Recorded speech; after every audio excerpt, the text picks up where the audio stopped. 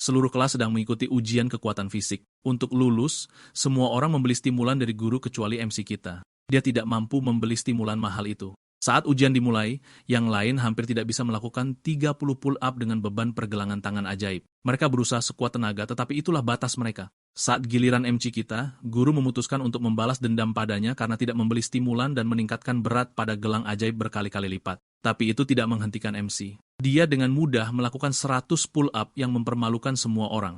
Mereka tidak mengerti bagaimana pecundang ini melampaui mereka semua, dan inilah bagaimana dia mendapatkan kekuatan seperti itu. Zhou Chen adalah pecundang dengan hutang yang melumpuhkan. Hal terakhir yang dia lakukan untuk memperbaiki hidupnya yang tanpa harapan adalah memanggil iblis yang bisa membuatnya kaya dan berkuasa. Namun, bukan seperti itu cara kerja kesepakatan dengan iblis. Dia mempelajarinya dengan cara yang sulit ketika petir menyambar dari langit dan mengakhiri hidupnya yang menyedihkan di tempat. Beberapa saat kemudian, dia bangun dengan sakit kepala yang mematikan karena dia masih memiliki proyek penting untuk diselesaikan. Saat anak kita melihat bayangannya, dia benar-benar terkejut dengan wajahnya sendiri. Melihat ke atas ke pohon putih raksasa di langit, dia bertanya-tanya apa yang sedang terjadi. Saat itulah makhluk misterius memberi selamat kepadanya karena telah memanggilnya dan memberinya tepat 3 permintaan. Itu membuatnya panik sejenak, dan dia akhirnya menyadari bahwa dia dikirim ke dunia lain. Awalnya, dia berpikir bahwa dia adalah protagonis dari beberapa cerita isekai, dan buku mengambang yang memberinya 3 permintaan adalah jari emas pemberi harapan. Berpikir 3 permintaan terlalu sedikit, dia mendapat ide brilian dan dengan berani meminta 10 permintaan sebagai permintaan pertamanya.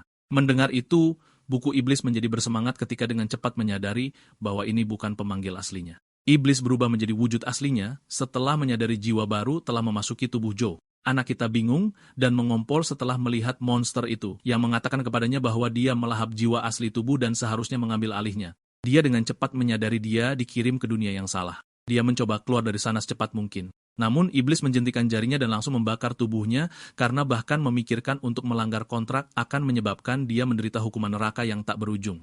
Jeritanya bergema di seluruh jalan, dan iblis berpikir sudah waktunya untuk mengakhiri omong kosong itu karena anak itu benar-benar menyedihkan seperti yang dia kira. Saat itu, protagonis kita dari latar belakang perusahaan mendapat ide. Dia mengklaim itu tidak dihitung sebagai pelanggaran kontrak jika hukuman iblis membuatnya tidak mungkin baginya untuk melakukan bagiannya. Mendengar seorang manusia mencoba bernegosiasi dengannya, iblis itu tertarik.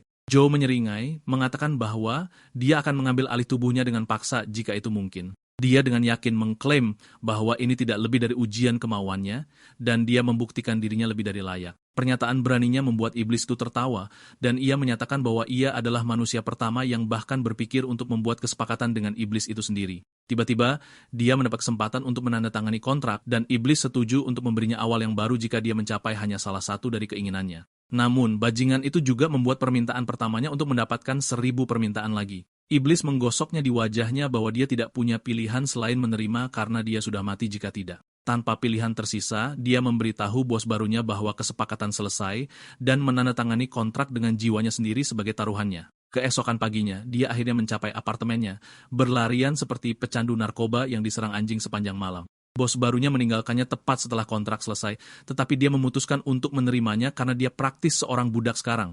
Saat dia memasuki apartemen, dia menyadari bahwa tempat itu benar-benar bobrok dan tidak ada seorang pun di dalam. Tiba-tiba dia mengambil catatan hutang yang ditandatangani dengan darah dan bertanya-tanya apa yang salah dengan keluarganya. Saat itu dia mendengar suara keras dari belakang dan dipukul dengan tongkat logam di bagian belakang kepalanya. Penyusup yang kasar itu berteriak padanya karena mengabaikan panggilannya, tetapi rekannya menyuruhnya untuk tidak memukuli anak itu sampai mati. Temannya memperingatkannya bahwa anak itu bisa berbahaya karena dia adalah seorang peramal. Bingung dan marah, pahlawan kita bertanya kepada orang-orang siapa mereka, dan pria berambut pirang itu dengan sopan menjawab dengan tendangan brutal ke dadanya, menanyakan di mana penyihir ibunya yang tidak berguna. Kemudian pria itu menghinanya karena memiliki ibu bodoh yang membakar dirinya sendiri, mencoba membayar hutang untuk putranya yang tidak berguna seperti dia. Dia geli bahwa ibunya tidak menyadari dia akan selalu menjadi sampah dan menyebutnya dan ibunya sebagai pemborosan oksigen.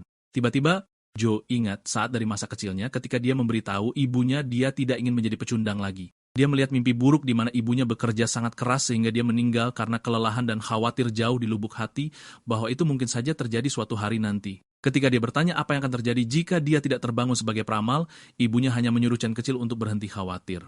Dia berkata bahwa bahkan jika seluruh dunia runtuh, dia akan selalu ada untuknya dan menyuruhnya untuk percaya diri pada dirinya sendiri. Kembali ke masa sekarang, dia bersemangat dan melayangkan pukulan secepat kilat ke wajah pria berambut pirang itu entah dari mana. Sementara bajingan itu terlempar, rekannya mendengar suara gedebuk keras dan menyuruhnya untuk berhenti sebelum dia membunuh anak itu, hanya untuk melihat tubuhnya terbang tepat melewatinya. Setelah debu mengendap, wajahnya terlihat sangat buruk sehingga bahkan operasi plastik tidak dapat memperbaikinya lagi. Melihat itu, dua lainnya menatap perubahan tiba-tiba dalam auranya dan berpikir dia mengalami terobosan secara real time.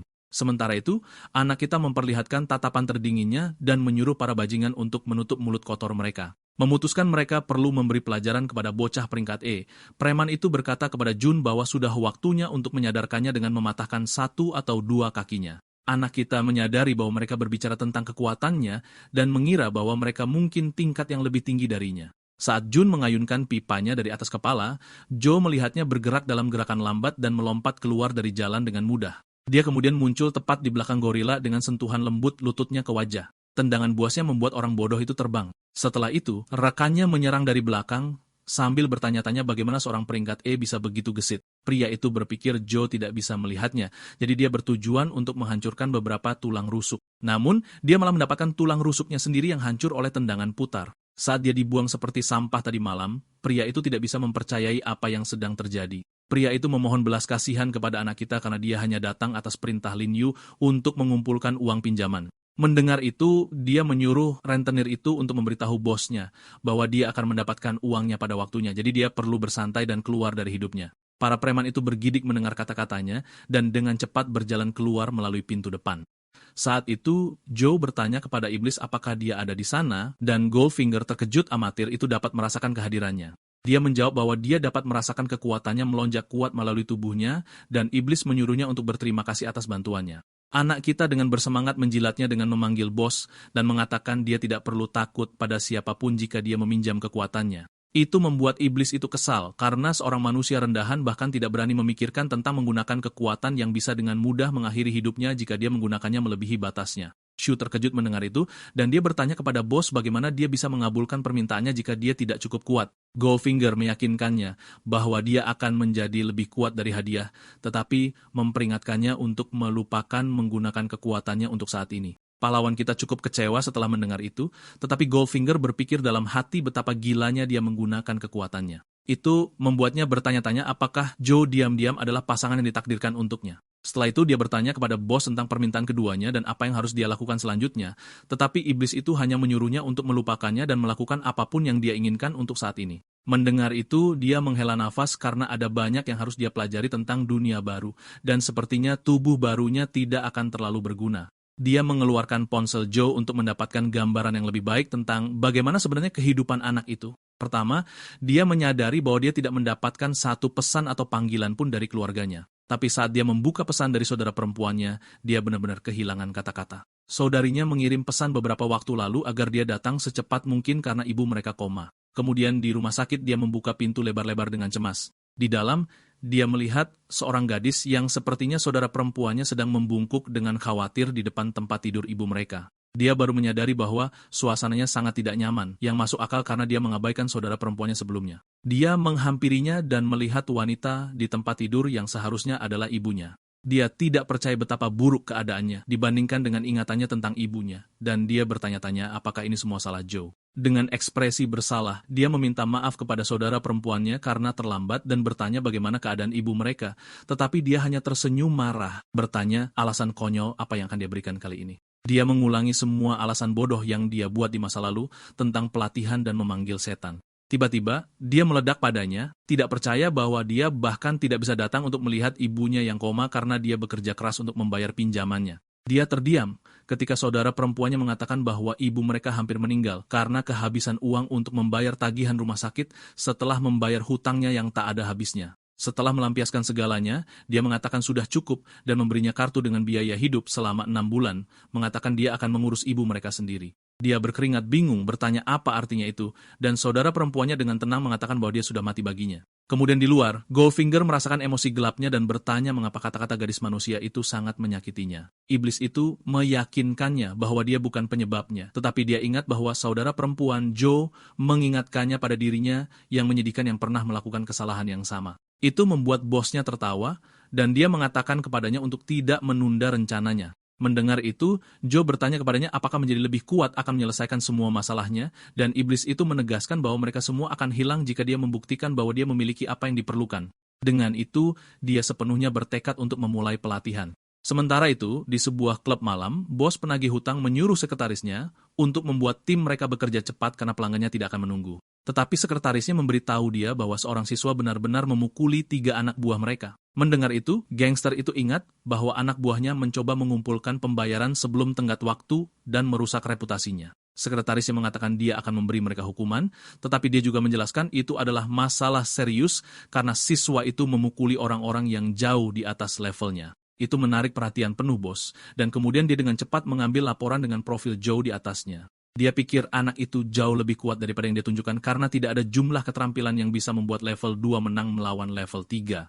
Pada akhirnya, dia memerintahkan sekretarisnya untuk mengawasi anak itu. Adegan kemudian beralih ke pahlawan kita yang sedang jogging pagi. Tetangganya yang ramah menawarkan dia kesepakatan bagus untuk suplemen, tetapi dia mengatakan kepada orang tua itu bahwa dia akan kembali nanti. Melihat betapa energiknya dia, pria itu bertanya-tanya apakah mungkin dia punya pacar atau sesuatu. Namun, Joe sibuk membiasakan diri dengan tubuhnya dan menjadi kekar sambil mengumpulkan informasi sejak dia keluar. Dia mengetahui bahwa orang-orang dengan kemampuan disebut Oracle dan bahwa dia terlilit hutang karena suplemen untuk menjadi lebih kuat harganya sangat mahal. Meskipun dia tidak yakin apa batasnya, dia menjadi sangat bugar hanya dengan beberapa hari pelatihan dan obat-obatan. Saat dia memikirkan ini, seseorang memanggilnya. Dan ketika dia mengangkat telepon, suara di sisi lain berteriak padanya bahwa dia lupa untuk kembali seperti yang diminta guru mereka. Mendengar itu, anak kita tiba-tiba ingat bahwa dia benar-benar menghilang dari mereka.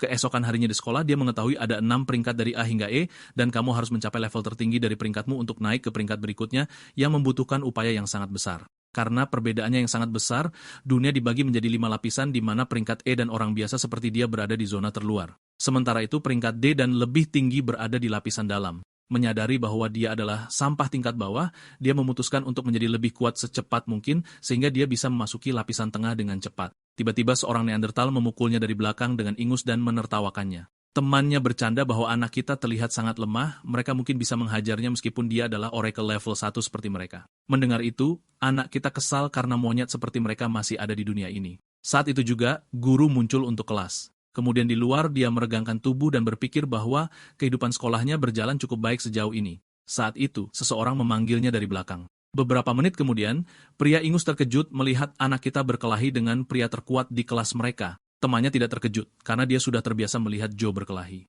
Pengganggu itu mengatakan kepada pahlawan kita bahwa dia menjadi terlalu sombong hanya karena dia mendapat nilai bagus dalam ujian tertulis. Dia mengatakan nilai sebenarnya dari seorang Oracle berasal dari kekuatan, dan kekuatan level satunya adalah sampah. Mendengar itu, Bro mengingatkan pengganggu itu bahwa dia juga sampah level 1 yang membuat pengganggu itu sangat marah sehingga dia melayangkan pukulan keras. Joe dengan mudah menangkap tinju itu dengan satu tangan dan memutar pergelangan tangan dengan tangan yang lain bertanya apakah dia sudah selesai mengoceh. Pria yang marah itu tidak percaya bahwa dia dikalahkan olehnya dan dia bertanya-tanya apakah Joe menjadi lebih tinggi dari sebelumnya juga. Selanjutnya, Joe menembakkan kembali kata-kata pria itu kepadanya bahwa kekuatan adalah segalanya, lalu dengan sopan meminta izin untuk menghancurkan wajahnya. Sementara pria itu berkeringat deras berpikir dia akan dipukuli, pelatih tiba-tiba muncul dan sangat marah pada anak kita karena menyebabkan masalah di kelasnya. Pelatih terlihat kesal seperti biasa dan bertanya apakah dia berencana untuk membuat masalah begitu dia kembali. Anak kita memasang wajah paling polos yang dia miliki dan mengklaim bahwa mereka hanya bermain-main. Pengganggu itu menarik tangannya dengan bebas dan menyuruhnya untuk melepaskan.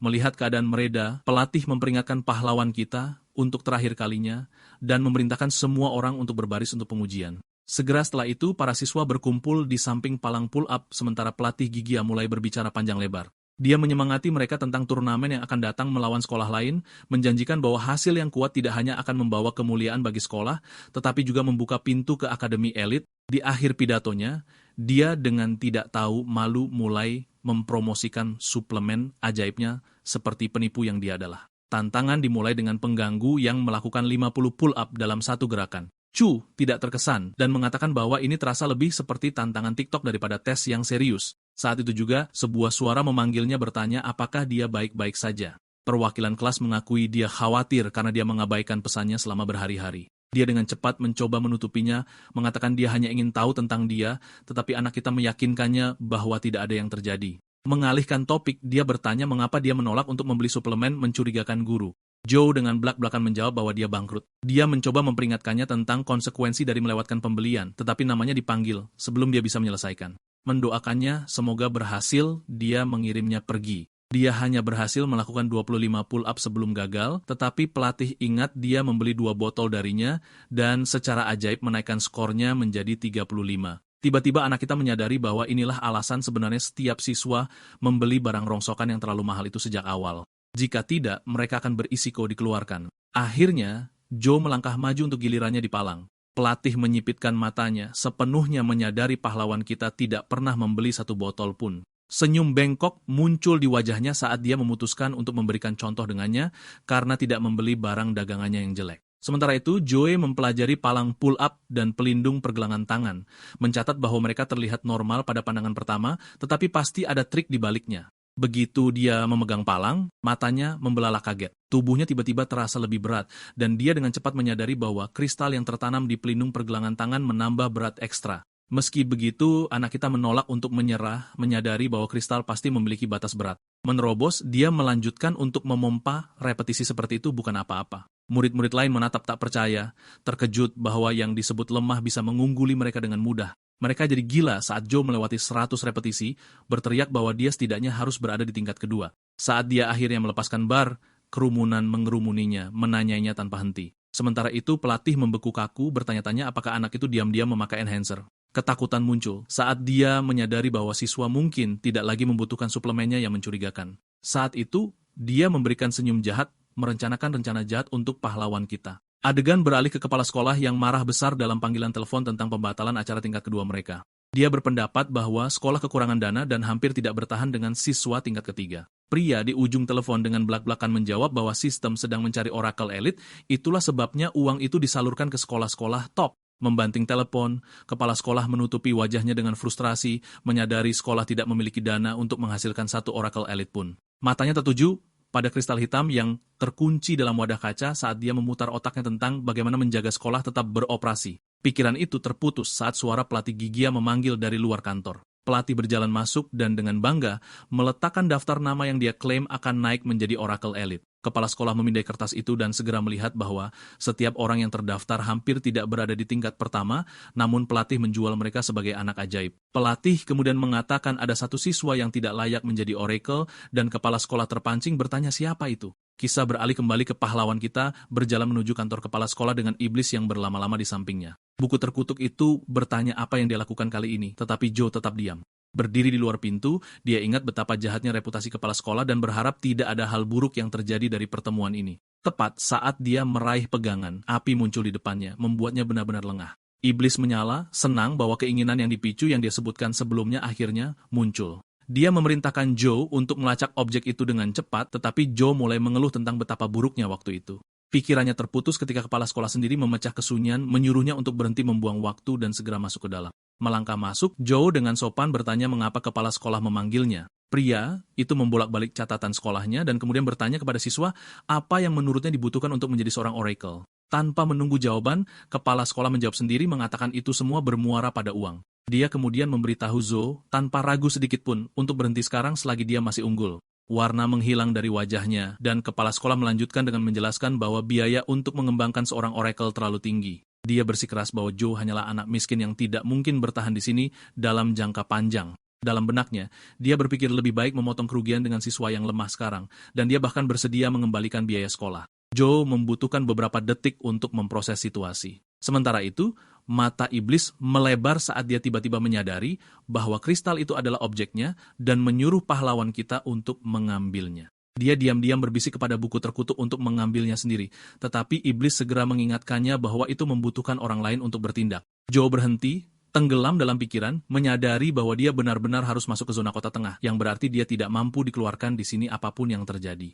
Dia menenangkan diri dan mengingat bahwa tidak ada satupun siswa dari akademi ini yang pernah melampaui level I2. Itulah sebabnya siswa-siswa ini dianggap sangat berharga. Anak kita kemudian bertanya kepada iblis apakah dia dapat memutuskan hadiah untuk misi ini. Pada saat itu, iblis mengerti apa yang direncanakan Joe. Tetapi sebelum dia dapat berbicara, Joe memotongnya dan menyatakan bahwa dia menginginkan keterampilan meminjam kekuatan. Goldfinger meledak, meneriakinya, mengingatkannya betapa gilanya dan berbahayanya pilihan itu, tetapi anak kita sudah terkunci. Dia berpendapat bahwa jika dia akhirnya dikeluarkan, maka keinginan iblis mungkin tidak akan pernah terwujud dan menuntut agar buku terkutuk itu mempercayainya. Dengan enggan, Goldfinger mengalah dan mengakui bahwa apapun yang terjadi dari sini tidak dapat disalahkan padanya. Panel bercahaya terwujud di depan Joe, menanyakan apakah dia menginginkan keterampilan meminjam kekuatan. Dia menerimanya secara instan tanpa ragu. Kepala sekolah kemudian menyela pikirannya, menanyakan apakah dia memiliki kata-kata terakhir. Dia menjawab dengan tegas bahwa dia ingin kepala sekolah menilai levelnya lagi dan baru kemudian memutuskan. Kepala sekolah menggelengkan kepalanya pada permintaan yang tidak ada harapan itu, tetapi tetap mengulurkan tangannya. Saat bersentuhan, dia mencatat bahwa kekuatan Joe lebih besar dari yang disarankan catatan, tetapi masih belum cukup untuk tetap tinggal.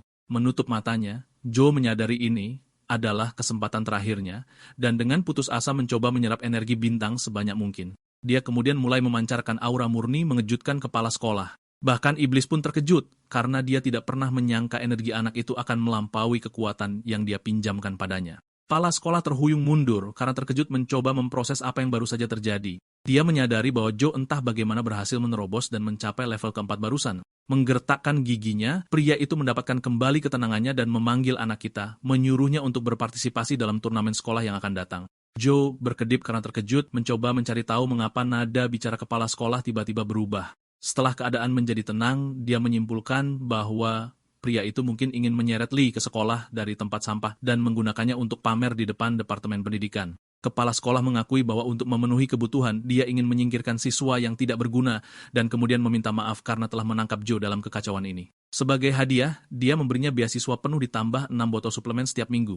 Dia menjelaskannya secara langsung dengan mengatakan pahlawan kita harus mewakili sekolah mereka karena seluruh masa depan akademi bergantung padanya. Menyadari betapa putus asanya pria itu, anak kita mencoba peruntungannya dan bertanya apakah dia boleh memiliki kristal hitam di rak. Kepala sekolah menjelaskan bahwa itu diukir dari kristal bintang hitam yang awalnya dibawa kembali oleh kepala sebelumnya dan itu mewakili keyakinan sekolah. Tetapi kemudian dia menghela nafas bahwa jika sekolah runtuh, simbolnya tidak berarti apa-apa, jadi dia setuju bahwa dia akan menyerahkannya. Pahlawan kita menanggapi dengan percaya diri, menjanjikan dia akan memberikan segalanya untuk memenangkan turnamen. Kepala sekolah kemudian mengalihkan topik dan bertanya bagaimana dia menjadi sekuat itu. Joe memainkannya dengan santai, mengatakan dia menyembunyikan kekuatannya selama ini. Kepala sekolah hampir tersedak, berpikir bahwa menutupi level adalah langkah pro gamer terhebat dan bersumpah dia tidak akan membocorkannya kepada siapapun. Saat itu, seorang wanita berjalan ke kantor dan kepala sekolah menginstruksikannya untuk mengantar Joe ke kelas elit. Beberapa saat kemudian, dia menjelaskan bahwa seluruh lantai 2 hanya diperuntukkan bagi para elit. Mengalihkan subjek, dia dengan santai bertanya jenis koneksi apa yang dia miliki dengan kepala sekolah, tetapi Joe menepisnya tanpa memberikan apapun padanya. Saat itu pelatih Gigia datang menyerbu dengan kecepatan penuh. Dia meminta maaf, mengatakan dia memohon kepada kepala sekolah untuk mempertimbangkan kembali keputusan tersebut, tetapi tidak ada gunanya. Guru wanita memotongnya, menjelaskan bahwa Joe sama sekali tidak dikeluarkan, dan dia sebenarnya dipindahkan ke kelas elit. Dia menambahkan bahwa kepala sekolah sekarang sedang mencarinya, yang membuat wajah pelatih kehilangan semua warna. Malam itu, dia menyeret dirinya kembali ke apartemen kecilnya dan jatuh ke tempat tidur. Dia bergumam pada dirinya sendiri, bertanya-tanya bagaimana mungkin anak miskin seperti dia mencapai level 4 dalam waktu yang singkat. Iblis segera memotong, mengingatkannya tentang misi yang ada. Goldfinger memperingatkan bahwa kekuatannya tidak akan menipu manusia selamanya, dan dia mengakui bahwa dia sudah mengetahui hal itu. Tetap saja, dia beralasan dia mendapat suplemen gratis dan menghindari pengusiran, jadi hidup tidak terlihat terlalu buruk saat ini. Melihat teleponnya, dia menyadari krisis sebenarnya masih gunung utang dan dia perlu membuat rencana menghasilkan uang dengan cepat. Keesokan harinya di sekolah, dia terlihat lebih tertekan dari sebelumnya. Melihat sekeliling ke area bobrok berdebu, dia bertanya-tanya ke tempat macam apa dia baru saja masuk. Entah dari mana, seseorang memanggil namanya. Seorang pria melambai dari kejauhan, menyuruhnya mendekat dengan senyum lebar. Mereka mulai berbicara, dan pria itu meminta maaf karena tidak menemukannya lebih cepat karena dia selalu sibuk dengan tugas kelas. Pria itu memperkenalkan dirinya sebagai guru Zhang, dan Joy langsung bertanya apakah dia benar-benar satu-satunya guru di sini. Zhang menggaruk kepalanya, mengakui bahwa sekolah tidak berjalan dengan baik dan dia satu-satunya yang ditugaskan di kelas lanjutan. Dia menambahkan bahwa mereka menggunakan bagian terdalam untuk pelatihan, itulah sebabnya aula luar hanya berdebu. Mendorong pintu terbuka, guru itu meyakinkan Joe untuk tidak khawatir, bersikeras bahwa fasilitasnya masih yang terbaik. Dia bahkan berjanji bahwa hal-hal tidak akan pernah membosankan, sementara pahlawan kita hanya menatap dengan kagum. Interiornya sama sekali tidak cocok dengan bagian luar dan seperti gym kelas dunia. Gurunya menjelaskan bahwa semua siswa melakukan pelatihan sendiri dan menawarkan untuk memperkenalkannya. Dia pikir tempat itu terlihat seperti klub kebugaran bintang 5 dengan siswa yang penuh energi, meskipun dia melihat beberapa orang meliriknya. Gurunya kemudian memanggil semua orang untuk memperkenalkan pendatang baru itu. Dia membungkuk sopan dan menyapa mereka dengan hormat, tetapi seorang pria berambut merah di belakang langsung membuat masalah, menyilangkan tangannya dengan seringai. Dia mengejek Joe, menyuruhnya untuk berhenti berakting dan mengakui bahwa dia menggunakan koneksi untuk masuk. Guru itu membentak Wen Hao untuk bersikap baik dan menjelaskan bahwa Joe dipindahkan murni berdasarkan keterampilan. Pria itu tidak percaya. Dia menyipitkan matanya seperti predator yang melihat mangsa yang muda dan menantang Joe untuk berkelahi entah dari mana. Para siswa langsung bersemangat, senang melihat duel untuk pertama kalinya dalam beberapa waktu dan mulai menyebarkan rumor. Seorang siswa berambut pirang di belakang bertanya apa yang terjadi, dan seorang gadis berambut merah muda menjelaskan bahwa perkelahian akan segera pecah. Itu memicu minat si pirang, dan dia dengan cepat bertanya lebih banyak tentang yang disebut siswa pindahan ini. Kembali dengan pahlawan kita, guru itu menyarankannya untuk menolak tantangan itu, tetapi Joe menerima tanpa ragu-ragu. Dia dengan tenang menambahkan bahwa dia baik-baik saja dengan pertandingan itu selama kekuatan mematikan tidak ada di meja. Sementara itu, di kantor sekolah, kepala sekolah hampir pecah pembuluh darah, menuntut untuk tahu apakah anak baru itu sudah memulai perkelahian. Guru menjelaskan melalui telepon bahwa anak kita menerima tantangan Wen House. Kembali ke pertarungan, kedua belah pihak tidak mundur saat mereka saling berhadapan dan menghasilkan aura gila. Kepala sekolah merasa aneh, tetapi berpikir anak itu hanya ingin tahu levelnya saat ini. Jadi dia memberikan izin agar duel berlangsung di arena. Beberapa waktu kemudian, kedua siswa berdiri di belakang meja terpisah saat guru membahas aturan. Pertama, tidak boleh ada gangguan dari luar. Dan kedua petarung harus bersaing di level bintang yang sama. Wen Hao merasa sulit untuk percaya bahwa Joe juga seorang peramal peringkat E. Guru mereka kemudian menyelesaikan instruksi dengan sangat mengingatkan mereka bahwa memukul titik vital benar-benar dilarang. Kedua lawan mulai mengitari satu sama lain sementara guru mengingatkan mereka bahwa kekuatan mematikan tidak diperbolehkan dalam keadaan apapun. Dia melanjutkan bahwa siapapun yang kalah tidak dapat membalas setelahnya apapun hasilnya. Pukulan bersih ke wajah atau penyerahan diri akan segera mengakhiri duel. Dengan lambaian tangannya, guru mereka memberi isyarat dimulainya.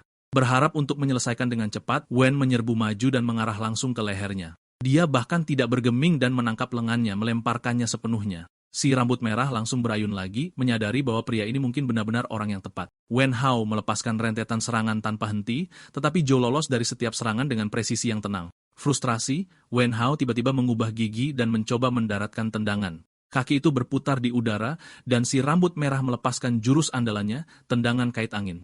Joe berhasil memblokir dengan lengannya, meskipun si rambut merah menyeringai, berasumsi bahwa pertandingan sudah diputuskan sekarang. Dari posisi itu, dia mengejutkannya dengan tendangan tajam yang diarahkan ke leher Wen Hao. Si rambut merah mencoba untuk pulih, mempertanyakan bagaimana mungkin orang ini tahu seni bela diri. Menangkap dirinya sendiri sebelum jatuh, Wen Hao berpikir bahwa satu-satunya hal yang penting sekarang adalah menjaga wajahnya dengan segala cara. Tetapi tepat saat dia berbalik, Zhou dengan tenang mengetuk hidungnya dengan kepalan tangan tertutup. Dengan seringai, dia bertanya, apakah itu berarti kemenangan membuat Wen Hao membeku dalam ketidakpercayaan? Arna menjadi sunyi untuk sementara waktu sampai Guru Zhang secara resmi menyatakan Zhou sebagai pemenang. Wen Hao tidak percaya bahwa dia benar-benar kalah dari seseorang dan semua orang terkejut dengan hasil pertandingan yang mengejutkan. Mereka pikir anak kita terlalu kuat. Sementara itu, dia berpikir pertandingan berakhir terlalu cepat, tetapi dia masih berhasil belajar sesuatu darinya. Dia kemudian bertanya kepada Wen Hao apakah dia memiliki keluhan sekarang. Melihat pertandingan itu, pelatih tidak percaya dengan matanya karena Wen Hao adalah seorang elit yang telah mengambil pelatihan profesional, tetapi dia masih kalah dari seorang pria yang baru saja dipromosikan ke kelas elit. Dia berpikir anak kita memiliki bakat tersembunyi yang luar biasa, dan ini adalah alasan mengapa kepala sekolah menyuruhnya untuk memberikan perlakuan khusus kepada anak-anak. Tiba-tiba, kepala sekolah muncul dan memberi selamat kepada anak kita, menyuruhnya untuk mengikuti karena dia ingin membicarakan sesuatu yang penting.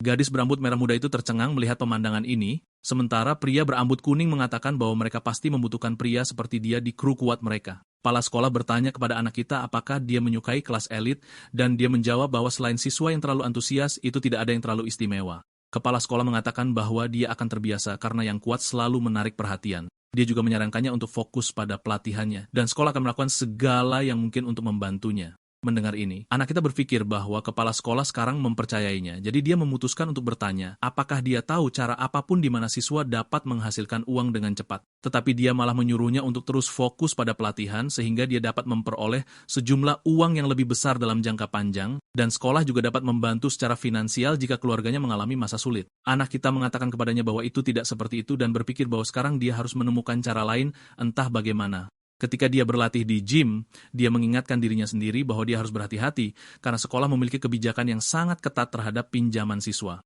Dia bertanya-tanya di mana dia bisa belajar menghasilkan uang tambahan, tetapi tiba-tiba pria berambut kuning itu muncul di depannya dan memujinya atas pertandingan itu. Dia kemudian bertanya kepada anak kita siapa dia, dan dia mengajukan pertanyaan yang sama kepadanya. Sementara itu, gadis itu memberitahu Shen bahwa dia bersikap kasar dan dia meminta maaf kepada anak kita bahwa dia kadang-kadang sedikit menyebalkan.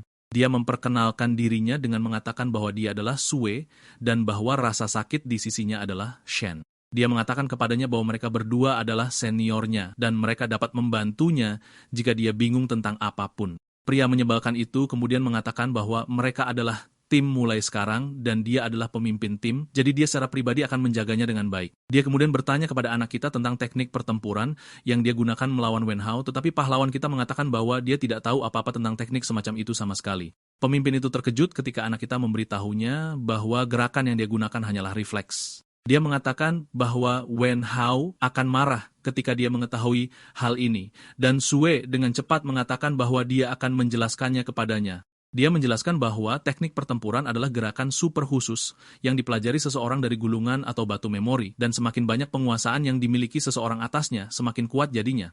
Mereka memiliki banyak jenis yang berbeda, dan petarung yang kuat menggabungkan teknik-teknik ini ke dalam gaya bertarung mereka.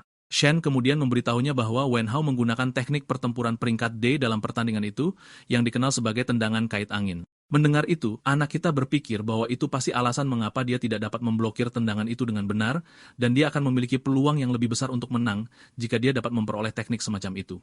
Dia bertanya apakah mereka langka, dan pemimpin itu menjelaskan bahwa kelangkaan mereka tergantung pada peringkat. Sekolah mengajarkan mereka yang dasar, tetapi mereka dapat mempelajari yang kuat hanya dalam dua kondisi. Mereka membelinya, atau seseorang membagikannya kepada mereka, tetapi mereka sangat mahal. Di pasar saat ini, bahkan teknik dasar peringkat D dapat berharga sekitar 500.000.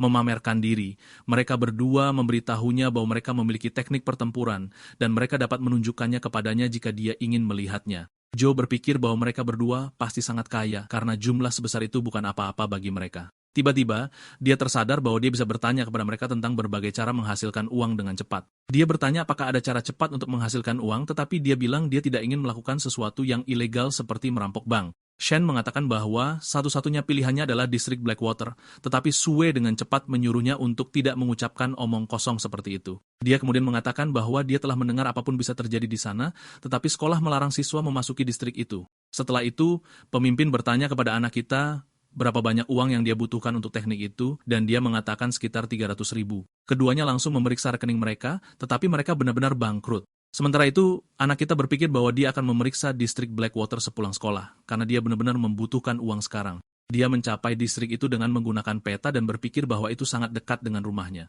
Tidak ada yang menyangka bahwa dia adalah seorang siswa, karena dia tidak mengenakan seragamnya lagi. Dia bahkan bertanya kepada bos apa pendapatnya tentang distrik itu, tetapi dia tidak mendapat satupun balasan. Menurut apa yang dia dengar, zona luar tidak memiliki petarung yang kuat, dan tingkat kekuatannya sama dengan Oracle level 4, jadi dia dapat dengan mudah menangani siapapun. Jika situasinya memburuk, maka dia yakin dia setidaknya bisa melarikan diri dengan aman. Setelah melihat-lihat lebih dekat, dia berpikir bahwa area ini pasti telah ditinggalkan dan bertanya-tanya apakah ini benar-benar zona keajaiban, tetapi dia masih bisa melihat jejak kaki samar di sekitar yang membawanya menuju jalan rahasia tersembunyi. Dia kemudian akhirnya mencapai zona keajaiban setelah dengan hati-hati melewati jalan itu. Di zona keajaiban, anak kita melihat lingkungan yang kotor dan semua transaksi yang mencurigakan. Dia berpikir bahwa tidak ada yang berbicara tentang tempat ini karena tidak memiliki hukum dan secara harfiah apapun dapat dilakukan untuk menghasilkan keuntungan. Setelah melihat semua hal ini, dia mendapat secercah harapan bahwa dia benar-benar dapat menghasilkan cukup uang untuk membayar utangnya. Tiba-tiba dia bertanya kepada para preman yang menguntit berapa lama mereka berencana untuk mengikutinya. Salah satu preman memujinya atas instingnya yang tajam dan mengatakan dia berencana untuk menyerang ketika dia benar-benar ceroboh. Tapi sekarang situasinya telah berubah dan dia akan memukulinya di depan semua orang. Dia mengatakan bahwa dia telah melihat banyak anak laki-laki seperti dia sebelumnya, anak-anak kaya yang datang ke distrik Blackwater dengan menyamar dan kemudian menjadi mangsa bagi mereka. Joe berpikir bahwa dia semacam idiot karena dia sendiri benar-benar bangkrut. Preman itu kemudian mengatakan bahwa dia adalah seorang oracle, jadi akan sia-sia jika dia mencoba melarikan diri. Dia mengatakan kepadanya bahwa jika dia ingin hidup, maka dia harus mengikuti perintahnya dan mengosongkan sakunya. Mendengar ini, anak kita berkata kepadanya bahwa dia benar-benar kasar, dan dalam satu serangan, dia tiba-tiba membuat pemimpin itu pingsan. Dua lainnya kesal karena dia menjatuhkan pemimpin karena dia tidak berhati-hati. Jadi keduanya langsung berlari ke arahnya untuk menikamnya. Tiba-tiba, peti kayu jatuh pada mereka berdua, dan seorang gadis misterius dengan cepat meraih tangan anak kita dan menyuruhnya untuk ikut dengannya. Keduanya melarikan diri dari sana dan mencapai tempat aman yang tersembunyi. Joe berterima kasih padanya atas bantuannya. Tetapi pada kenyataannya, itu hanya gangguan baginya, karena setelah memukuli kedua pria itu, dia berencana untuk menanya mereka. Gadis itu bertingkah seolah dia sudah mengenal anak kita dan bertanya kepadanya apa yang dia lakukan di sini. Setelah mengatakan itu, dia tiba-tiba panik karena dia ingat dia harus low profile. Dia mempertanyakan apakah dia benar-benar mengenalnya, tetapi dia mengubah topik dengan mengatakan bahwa dia baru saja membaca namanya di kerahnya. Setelah memperhatikan name tag itu, dia segera melepasnya. Dia berpikir itu adalah hal yang baik bahwa gadis itu tidak mengenalnya, karena dia tidak pernah menyadari namanya telah tertulis di kerahnya selama ini. Dia berterima kasih padanya karena telah memberitahunya ini sementara dia hanya senang bahwa dia tidak mengungkapkan identitas aslinya. Dia menyarankan dia untuk menyembunyikan informasinya dengan benar karena area ini benar-benar berbahaya dan kemudian mengatakan bahwa dia akan membawanya keluar dari sini. Tapi anak kita menolak tawarannya karena dia ada di sini untuk menghasilkan uang. Dia memutuskan bahwa dia harus pergi karena jika dia tahu dia seorang siswa, maka dia akan berada dalam masalah besar. Ketika Joey pergi, dia berpikir bahwa dia pasti tahu siapa dia dan bertanya-tanya apa yang bahkan dilakukan seorang siswa di zona keajaiban. Ketika dia menyentuhnya, dia mendapat perasaan aneh karena dia berpikir bahwa dia telah menjadi seorang oracle. Sementara itu, anak kita membeli masker untuk menutupi wajahnya agar identitasnya tidak bocor kemanapun. Ketika dia berpikir bahwa dia belum menemukan cara untuk menghasilkan uang, seorang asing mendekatinya dan mengatakan kepadanya bahwa dia adalah pemandu wisata lokal dan dia dapat menjawab semua pertanyaan yang dia miliki. Mendengar itu, anak kita tertarik dan bertanya kepadanya, apakah dia tahu tentang tempat di mana dia bisa menghasilkan uang dengan cepat. Pemandu itu sangat senang, karena dia berpikir bahwa dia telah meningkatkan jumlah kepala sebesar 1 dan dengan bangga menyuruh anak kita untuk mengikutinya. Dia membawa Joe ke arena pertarungan, di mana dia bertanya apakah ini adalah klub pertarungan bawah tanah. Pemandu itu mengatakan bahwa dia benar, dan ini adalah cara paling efisien untuk menghasilkan uang dengan cepat. Dia menjelaskan bahwa hari ini pemenang akan mendapatkan hadiah uang bersama dengan sejumlah uang tertentu dari taruhan yang ditempatkan. Dia mengatakan bahwa para oracle juga bergabung dalam pertarungan ini. Jadi pertandingan ini berisiko tinggi, hadiah tinggi. Setelah melihat-lihat pertarungan yang sedang berlangsung, dia berpikir bahwa dia pasti memiliki kesempatan untuk memenangkan semuanya. Pemandu itu bertanya kepada anak kita apakah dia ingin mengambil bagian karena dia bisa mendapatkan chip taruhan. Dia mengatakan kepadanya bahwa dia akan mengambil kesempatannya pada hadiah uang itu. Mengikuti anak kita, gadis misterius itu juga memasuki klub pertarungan dan mulai mencarinya. Tiba-tiba, dia melihat anak kita berdiri di dalam ring dan bertanya-tanya apa yang dia lakukan di sini. Pria jelek itu bertingkah tinggi dan perkasa di depan Joe, mengatakan bahwa dia adalah petarung yang duduk, tetapi anak kita menjatuhkannya dalam satu serangan. Orang banyak berpikir bahwa ini membosankan karena setiap petarung dijatuhkan dalam satu pukulan. Anak kita berpikir bahwa dia harus mengakhiri ini sesegera mungkin, dan dia juga berurusan dengan dua petarung berikutnya tepat setelah itu. Melihat pertarungan ini, bos klub menjadi bingung karena dia hanya membiarkannya bertarung karena dia terlihat lemah. Si kacung mengatakan kepadanya bahwa setelah menonton semua pertarungan ini, semua petarung telah menyerah, dan para pelanggan menuntut pengembalian uang karena mereka pikir semua pertandingan ini dipentaskan. Segera, bos menyuruh bawahannya untuk mengatur pertandingan khusus karena dia tidak akan membiarkannya pergi dengan semua hadiah uang. Sementara itu, dia mengalahkan lawan terakhirnya dan bertanya apakah sekarang dia bisa mendapatkan hadiah uang. Penyiar mengatakan bahwa orang banyak semua bersemangat dari pertandingan ini, jadi mereka telah mengatur pertandingan khusus. Anak kita berpikir bahwa mereka tidak pernah berencana untuk menyerahkan hadiah uang tunai. Di sisi lain, para kacung mengeluarkan troli yang terpasang monster. Penyiar mengatakan bahwa pertandingan khusus akan melawan Niflin, juga dikenal sebagai si aneh. Dan melihatnya, Joe benar-benar terkejut. Para NPC melepaskannya dari troli, dan si aneh jatuh ke tanah seperti mayat. Mereka segera berlari keluar dari ring dan menguncinya dengan erat. Bro hanya berdiri di sana, memikirkan tentang apa yang terjadi. Tiba-tiba si aneh bangun dari tidurnya dan memiliki tampilan yang benar-benar mengancam di wajahnya. Seorang pria gemuk di kerumunan menghibur gadisnya, dengan mengatakan bahwa dia dapat dengan mudah mengalahkan monster itu dalam satu pukulan, tetapi pada kenyataannya, dia hampir mengompol celananya setelah melihat binatang itu. Gadis misterius itu bertanya-tanya, bagaimana sesuatu seperti itu bahkan bisa berada di sini. Dia tahu bahwa Joe tidak dapat menanganinya sendiri dan dia dapat menyelamatkannya dengan kemampuannya, tetapi kemudian penyamarannya akan terbongkar dan rencananya bocor. Sementara itu, anak kita berpikir bahwa sangat disayangkan bahwa bos tidak ada di sini pada saat seperti itu dan dia pasti akan mengalami kesulitan mengalahkan monster ini. Ketika dia menatap matanya, dia merasa seolah-olah dia adalah mangsa dan monster itu adalah pemburu. Indra keenamnya berteriak kepadanya untuk menjauh karena benda ini sangat berbahaya. Si aneh berlari ke arah anak kita untuk melakukan serangan mematikan, tetapi anak kita menggunakan instingnya untuk menghindari serangan itu, dan dia akan mati jika dia tidak melakukan itu. Setelah ini, dia memutuskan bahwa dia harus serius jika dia ingin bertahan hidup. Monster itu mendorongnya ke sudut, dan melihat itu, Joe memutuskan harus menyelesaikan ini secepat mungkin. Dia meminjam kekuatan untuk meningkatkan levelnya, dan dia meninju orang aneh itu langsung ke tanah. Monster itu tergeletak di sana, dan dia pikir pertarungan sudah selesai, tetapi tiba-tiba menyerang lagi, yang nyaris dia hindari. Dia heran serangan terkuatnya tidak berpengaruh padanya, dan dia segera menjauh karena dia tahu dia tidak bisa mengalahkannya dalam jarak dekat. Berlari-lari di arena, anak kita menghindari serangannya dan mencari senjata yang bisa dia gunakan untuk mengalahkan monster. Dia kemudian mematahkan cakar orang aneh itu dan menggunakannya sebagai belati untuk dengan cepat memotong leher monster itu. Potongan itu tidak cukup dalam untuk membunuhnya, tetapi sekarang anak kita benar-benar bisa melawan balik. Dia tahu bahwa dia jauh lebih kuat dari monster itu, jadi dia bisa membunuhnya jika dia bisa mendekat sekali lagi. Dengan pikiran itu, Joe berlari ke depan, tetapi monster itu melepaskan gas misterius, yang ternyata hanya uap. Monster itu menggunakan kabut ini sebagai pengalih perhatian dan menyerang anak kita dari sisi yang berbeda. Dia tidak bisa melihat apapun di dalam kabut, dan orang aneh itu menggunakan kesempatan ini untuk memberikan kerusakan padanya, karena takut anak kita akan membunuhnya saat dia bergerak. Anak kita tahu bahwa dia tidak bisa membiarkan ini karena dia akan terbunuh jika waktu habis. Dia memutuskan bahwa dia akan menggunakan semua inderanya untuk memastikan lokasinya, dan akhirnya membunuhnya. Dia berkonsentrasi keras dan segera mengunci lokasi monster itu. Setelah itu, dia meraihnya dengan tangan dan memotongnya hingga bersih. Ini adalah kesempatan yang dibutuhkan anak kita untuk melancarkan pukulan terakhir, dan dia langsung melakukannya. Namun sayang, waktu sudah habis, dan hatinya mulai sakit. Sementara itu, monster itu menggunakan kesempatan ini untuk melucuti senjatanya dan menyerang dengan lidahnya untuk memberikan pukulan mematikan.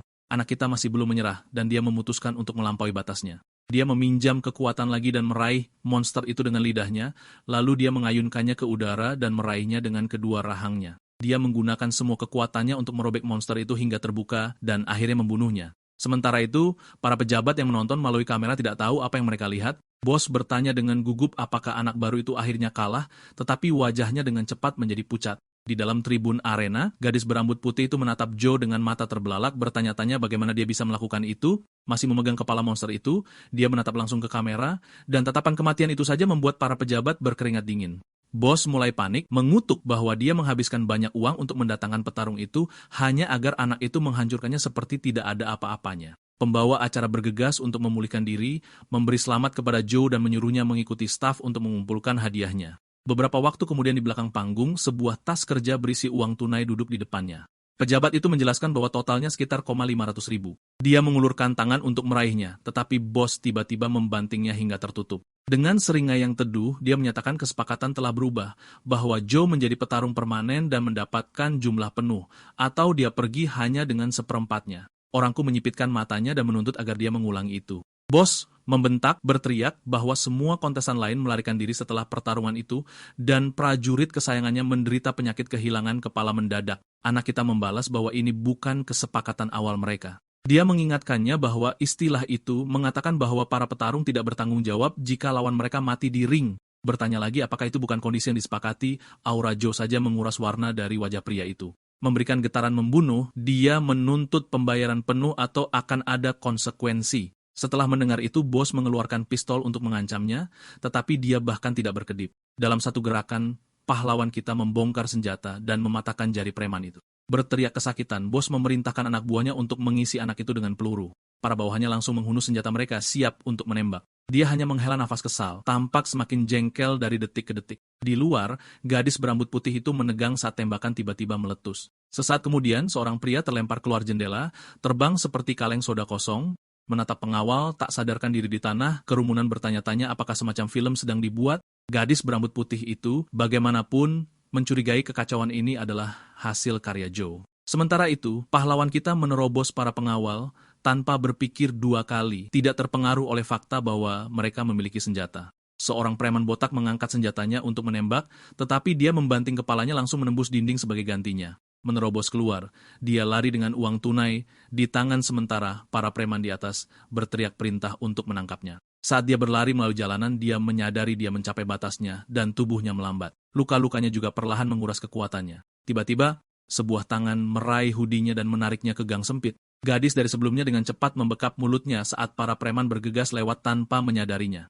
Begitu pantai aman, dia mengatakan kepadanya bahwa dia aman dan Joe mengenali wajahnya dari sebelumnya. Dia menginstruksikannya untuk menyimpan kekuatannya dan mengatakan kepadanya bahwa dia tahu rute pelarian tersembunyi. Membimbingnya ke sebuah terowongan, dia memperingatkan bahwa jika dia tidak bergerak sekarang, para preman akan menutup seluruh distrik dan menangkapnya. Dia mencoba untuk menjawab, tetapi dia memotongnya, menyuruhnya untuk bergerak. Tanpa pilihan lain, dia berterima kasih padanya dan melesat ke dalam terowongan. Setelah dia pergi, dia mengetuk komunikatornya. Di ujung sana, sebuah suara dengan marah menuntut untuk tahu kemana dia menghilang. Dia menepisnya, menyuruh saudara perempuannya untuk diam dan menaruh kakek mereka di telepon karena dia menemukan sesuatu untuk dilaporkan. Adegan kemudian beralih kembali ke Joe, yang hampir tidak berhasil tersandung ke apartemennya sebelum jatuh ke lantai. Terengah-engah, dia memegangi dadanya, berjuang untuk tetap terjaga. Tetapi saat tubuhnya membakar habis kekuatan terakhirnya, anak kita akhirnya jatuh ke tanah tanpa sadar.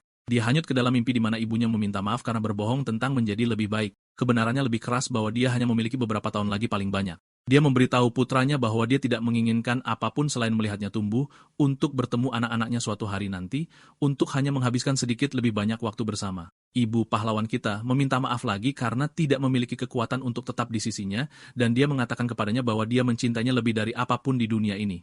Air mata mengalir di wajahnya saat pahlawan kita ditarik kembali ke dunia nyata. Matanya terbuka lebar, tetapi dia menenangkan diri dan melihat langit cerah di luar jendela. Duduk, dia menyadari dia masih di dalam rumah Jochen. Kelegaan menyelimutinya bahwa dia masih hidup meskipun mimpi buruk masa kecil inilah yang membangunkannya. Kemudian sebuah suara berdering dalam kepalanya bertanya apakah dia akhirnya bangun, membuatnya lengah.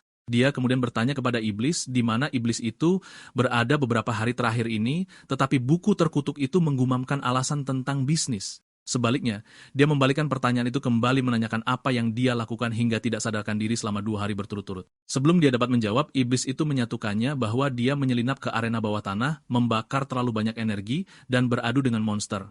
Goldfinger meledak, meneriakinya karena melakukan aksi gegabah seperti itu. Dia mencoba mengabaikannya, tetapi iblis itu terus melakukannya, memperingatkan bahwa kekuatannya tidak cukup untuk membawanya kembali untuk kedua kalinya. Dia menekannya untuk lebih menghargai hidupnya, karena ini adalah kesempatan keduanya, dan dia tidak bisa menyia-nyiakannya. Itu sebenarnya membuat Joe tersenyum, dan dia berterima kasih kepada iblis karena menjaganya. Goldfinger sedikit santai, lalu mengakui monster yang dilawannya sepertinya bukan berasal dari dunia ini. Pikiran itu membuat dia teringat gadis yang ditemuinya di tempat terkutuk itu, tapi dia mengesampingkannya karena yang penting sekarang adalah naik level. Tiba-tiba, dia ingat hadiah dari tadi malam, dan dia langsung membuka tasnya untuk memperlihatkan tumpukan uang kertas yang masih baru. Sang iblis mengejeknya karena mempertaruhkan nyawanya demi uang, tapi dia menjawab setidaknya untuk sekarang, dia tidak perlu khawatir tentang hutangnya sampai setelah turnamen. Sambil melihat ke bawah pada dirinya sendiri, dia berkata bahwa dia harus mengobati luka ini sebelum kembali ke sekolah. Sambil mengusap kepalanya, dia mengerang tentang bagaimana dia masih harus pergi ke rumah sakit, bank, dan kelas di hari yang sama. Di rumah sakit, dokter memeriksanya dan mengatakan luka itu akan cepat sembuh asalkan tetap bersih. Memperhatikan kecepatan pemulihan, pria itu bertanya apakah dia seorang peramal, dan dia menjawab ya. Seketika, dokter berubah sikap dan mencoba menjual paket keanggotaan. Dia langsung menolaknya dan meminta obat biasa saja. Merasa lega karena lidah monster itu tidak beracun, dia memperhatikan dokter menyerahkan salep. Tapi begitu dia mengambil botol itu, dia membeku dan menatap tak percaya. Dia bertanya kepada dokter mengapa botol itu bersinar, tetapi pria itu hanya memberinya tatapan aneh, bersikeras itu adalah wadah biasa. Dia tidak percaya sedetik pun, jelas melihatnya bersinar di tangannya. Dokter mencoba mendorong kesepakatan keanggotaan lagi, mengatakan sesi konseling akan membantu halusinasi akibat stresnya, tetapi dia mengabaikan psikiater itu. Di luar koridor, Joe memperhatikan aliran energi aneh di mana-mana. Mengulurkan tangannya, dia melihatnya bersinar lebih terang dan menyadari itu pasti terkait dengan energi bintang. Mengingat pertarungan bawah tanah, dia menduga pertempuran itu memicu semacam kebangkitan. Dia kemudian tersenyum, berpikir bahwa jika dia benar-benar dapat merasakan energi bintang sekarang, dia dapat menyerapnya dengan jauh lebih efisien. Tiba-tiba, seorang pria berjalan melewatinya memancarkan aura hijau terang, dan Joe memaksa dirinya untuk bertindak normal. Setelah pria itu lewat, dia mencuri pandang lagi dan berkeringat dingin, berpikir energi bintang pria ini berada di level lain. Orang asing berambut hijau itu berhenti, merasakan sesuatu, dan bertanya-tanya apakah dia baru saja dipindai, tetapi kemudian mengabaikannya. Di komunikatornya, sebuah suara mulai membentaknya, menuntut agar dia melacak bintang asing itu segera. Pria berambut hijau itu menyuruh orang itu untuk tenang karena dia berencana untuk tetap berada di negara ini untuk sementara waktu. Suara itu membalas, mengingatkannya bahwa ramalan bos menandai bintang asing itu sebagai ancaman tingkat bos yang perlu dipantau terus-menerus. Melepas kacamata hitamnya, pria berambut hijau itu menyeringai dan mengatakan bos terlalu khawatir. Dia menyatakan bahwa jika bintang asing itu benar-benar musuh mereka, maka dia akan menghancurkannya tanpa ragu-ragu. Keesokan harinya di sekolah, kepala sekolah mulai memarahinya karena membolos kelas dan panggilan teleponnya. Dia meminta maaf dan mengatakan dia terjebak dalam beberapa masalah pribadi. Kepala sekolah melembutkan nadanya, menunjukkan lebih banyak perhatian daripada kemarahan, tetapi dia meyakinkannya dan bertanya apakah ini tentang turnamen. Orang tua itu menggelengkan kepalanya dan menjelaskan bahwa dia memiliki keyakinan penuh padanya untuk turnamen tersebut. Sebaliknya, dia bertanya apakah sekolah dapat membantunya jika dia dalam masalah yang nyata. Dia mengingatkan dia bahwa prioritas utama sekolah adalah membantu mendukung peramal elit. Joe tersenyum dan mengatakan kepadanya untuk tidak khawatir, berjanji untuk memberikan yang terbaik dalam turnamen yang akhirnya membuat kepala sekolah merasa lega. Beberapa saat kemudian, Shen dan Sue bergegas untuk menyusulnya, bertanya apa yang terjadi. Shen ingat dia menyebutkan teknik bertarung sebelumnya dan kemudian merogoh sakunya. Mengeluarkan kartu kredit, dia menjelaskan bahwa mereka berhasil mengumpulkan 300.000 untuknya yang selalu bisa dia bayar kembali nanti. Mendengar itu, dia membeku karena terkejut setelah menyadari betapa seriusnya mereka berdua menanggapi kata-katanya. Dia berterima kasih kepada mereka tetapi mengakui dia telah berubah pikiran tentang mendapatkan teknik itu. Saat itu, Wen Hao muncul, tampak sangat malu, dan menawarkan 50.000 sebagai permintaan maaf atas perilakunya sebelumnya. Pahlawan kita berterima kasih atas niatnya sementara Sue mulai menginterogasi si rambut merah, bertanya apakah dia memiliki motif tersembunyi yang teduh. Wen Hao mengakui dia hanya ingin menebus karena menyebut Joe penipu dan sekarang berharap mereka bisa berteman. Sue mencondongkan tubuh dan berbisik kepadanya, bertanya apakah mereka harus membiarkan pria itu bergabung, dan dia mengangkat bahu, mengatakan dia tidak keberatan. Sue kemudian menoleh ke Wen Hao dan bertanya apakah dia baik-baik saja menjadi anggota keempat, dan dia menjawab bahwa peringkat tidak penting baginya. Shen langsung mencoba memerintahnya, menyuruhnya mengambil botol air, yang memicu diskusi panas di antara keduanya. Joe hanya tersenyum, menyadari dia telah menemukan beberapa teman yang solid. Adegan kemudian dengan cepat maju ke depan saat dia berlari di atas treadmill, mengingat bahwa peramal menyerap lebih banyak energi selama pelatihan fisik. Namun, tingkat penyerapan ternyata sangat lambat. Bahkan dengan perlengkapan pelatihan yang terpasang, sebagian besar energi masih bocor keluar. Joe menyadarinya. Ini pasti alasan mengapa begitu banyak orang tidak pernah melewati level 1 dan mengatakan pada dirinya sendiri dia membutuhkan metode yang lebih baik dengan cepat. Saat itulah Shen turun tangan dan menyarankan pertandingan ganda, mengklaim itu jauh lebih baik daripada pelatihan solo yang membosankan. Tiba-tiba dia menyadari bahwa Shen mungkin ada benarnya karena dia membangkitkan kemampuan barunya selama pertarungan itu. Dengan pemikiran itu, dia memerintahkan Shen untuk mengumpulkan semua orang. Beberapa saat kemudian, Shen dan Sue melancarkan serangan gabungan terhadapnya. Dia menangkis mereka, merasa puas dengan hasilnya sebelum menyuruh mereka berdua untuk beristirahat. Dia menunjukkan bahwa mereka telah melakukannya selama lebih dari 1 jam sementara Shen dan Sue terengah-engah. Sue mengakui dia pikir dia bercanda ketika dia menyebutkan spar 1 lawan 2, dan Shen menambahkan metode pelatihan ini sangat efektif. Dia kemudian menoleh ke Wen Hao, mengatakan sekarang gilirannya, dan si rambut merah menyeringai, lebih dari siap untuk menyelam. Menyaksikan kelompok itu, Joe menyimpulkan teorinya benar karena tingkat penyerapan semua orang melonjak dan mereka akan naik level lebih cepat dari sebelumnya. Adapun dirinya sendiri, dengan tingkat penyerapan yang secara alami tinggi, dia dapat mendorong tes lebih jauh. Di dunia ini, suplemen diencerkan agar tetap aman. Tetapi bahkan kemudian orang-orang dengan penyerapan yang buruk hampir tidak mendapat manfaat dari penggunaannya sama sekali. Sebaliknya, keterampilan meminjam kekuatan 100 kali lebih terkonsentrasi daripada suplemen apapun. Dan jika dia menyerapnya dengan ceroboh, tubuhnya akan benar-benar meledak. Tetapi jika dia bisa mengendalikan aliran dan menerimanya secara perlahan, maka naik level dengan kecepatan gila sebenarnya mungkin saja. Dengan perjudian itu, dalam pikiran Zhou mengaktifkan keterampilan itu, segera melepaskan gelombang aura yang berat. Kekuatan mentah energi itu membuatnya lengah, tetapi itu masuk akal karena kemampuan itu memungkinkannya untuk meningkatkan 2 level dalam 1 tembakan. Menegangkan dirinya sendiri, dia memaksa energi ke dalam aliran tipis yang terkendali dan mulai menyerapnya. Tubuhnya terkunci di bawah tekanan, setiap otot menjerit dari tekanan yang luar biasa. Memfokuskan semua kemauannya, Joe mencatat seberapa cepat energi itu mengisinya lebih cepat dari apapun yang pernah dia rasakan. Kemudian kepanikan melanda dan tubuhnya terasa seperti akan meledak. Karena tidak melihat pilihan lain, dia mengarahkan tangannya ke atas dan melepaskan luapan. Energi meledak dalam gelombang, memaksa teman-temannya untuk melindungi diri dari tekanan yang menghancurkan. Mereka tidak percaya apa yang mereka saksikan, bergumam kaget tentang bagaimana Joe tiba-tiba menjadi begitu kuat. Saat itulah Goldfinger muncul karena dia tertarik oleh gangguan itu. Sang iblis membeku di tempat di depannya. Joe, basah kuyup oleh keringat, dengan tenang mengatakan kepadanya bahwa dia berhasil menyerap kekuatan itu. Sang iblis hampir tidak percaya bahwa anak itu berhasil melakukannya dan kemudian bertanya-tanya dengan suara keras apakah Joe benar-benar belahan jiwanya yang telah lama ditunggu-tunggu. Dia bertanya kepada bos apakah dia mengatakan sesuatu, tetapi bos mengubah topik dengan mengatakan bahwa dia hanya senang dia tidak mati. Setelah mendengar keributan itu, pelatih datang berlari dan bertanya apa yang terjadi, dan Sue memberitahu dia bahwa Joe yang melepaskan semua energi itu. Pelatih terkejut melihat jumlah energi bintang, dan dia segera menyuruh para asisten untuk membawa alat pengukur. Setelah mengukur kekuatan pahlawan kita, mereka mengetahui bahwa dia telah menjadi Oracle level 3. Awalnya, pelatih tidak percaya, tetapi kemudian dia bergegas ke kantor kepala sekolah untuk memberitahunya tentang ini, karena dia adalah Oracle level 3 pertama yang dilihat sekolah dalam waktu yang sangat lama. Sementara itu, Sue bertanya kepadanya bagaimana dia bisa naik level begitu cepat dan memintanya untuk mengajarinya metode tersebut. Dia mengatakan kepadanya bahwa itu karena semua pelatihan yang telah dia lakukan dan dia memutuskan bahwa lain kali dia akan melakukan ini secara pribadi agar dia tidak menimbulkan masalah yang tidak perlu. Mendengar ini, mereka bertiga menjadi bersemangat dan mereka meningkatkan intensitas latihan mereka. Di sisi lain, anak kita bertanya kepada bos mengapa dia tidak marah kepadanya kali ini. Dia bilang dia sudah terbiasa sekarang. Goldfinger dapat menggunakan semua kekuatannya jika dia hanya ingin naik level dengan cepat karena dia membutuhkan Joe untuk menjadi lebih kuat, tetapi dia memberitahu iblis itu bahwa dia tidak perlu khawatir. Dia telah menyimpan gunung energi bintang, dan begitu dia menyesuaikan diri dengan kekuatan baru ini, dia akan naik level lagi. Sesederhana itu. Bos mendengar ini dan menjadi benar-benar diam. Waktu bergerak cepat dan kompetisi semakin dekat, dan pahlawan kita berlatih seperti unit absolut sampai akhirnya hari besar itu tiba. Seluruh pasukan bersemangat ketika mereka melangkah ke tempat itu. Sue bersemangat karena dia tidak percaya dia benar-benar berhasil sampai di sini dan mengatakan bahwa ibunya akan bangga. Shen memamerkan beberapa pengetahuan menunjukkan bahwa tahun ini memiliki kerumunan peserta terbesar sejauh ini. Wen Hao menyela dan bertanya kepadanya apakah dia siap untuk bracket level 4. Pria itu kesal karena dia tidak naik level tepat waktu untuk bergabung, tetapi Joe hanya mengangkat bahu.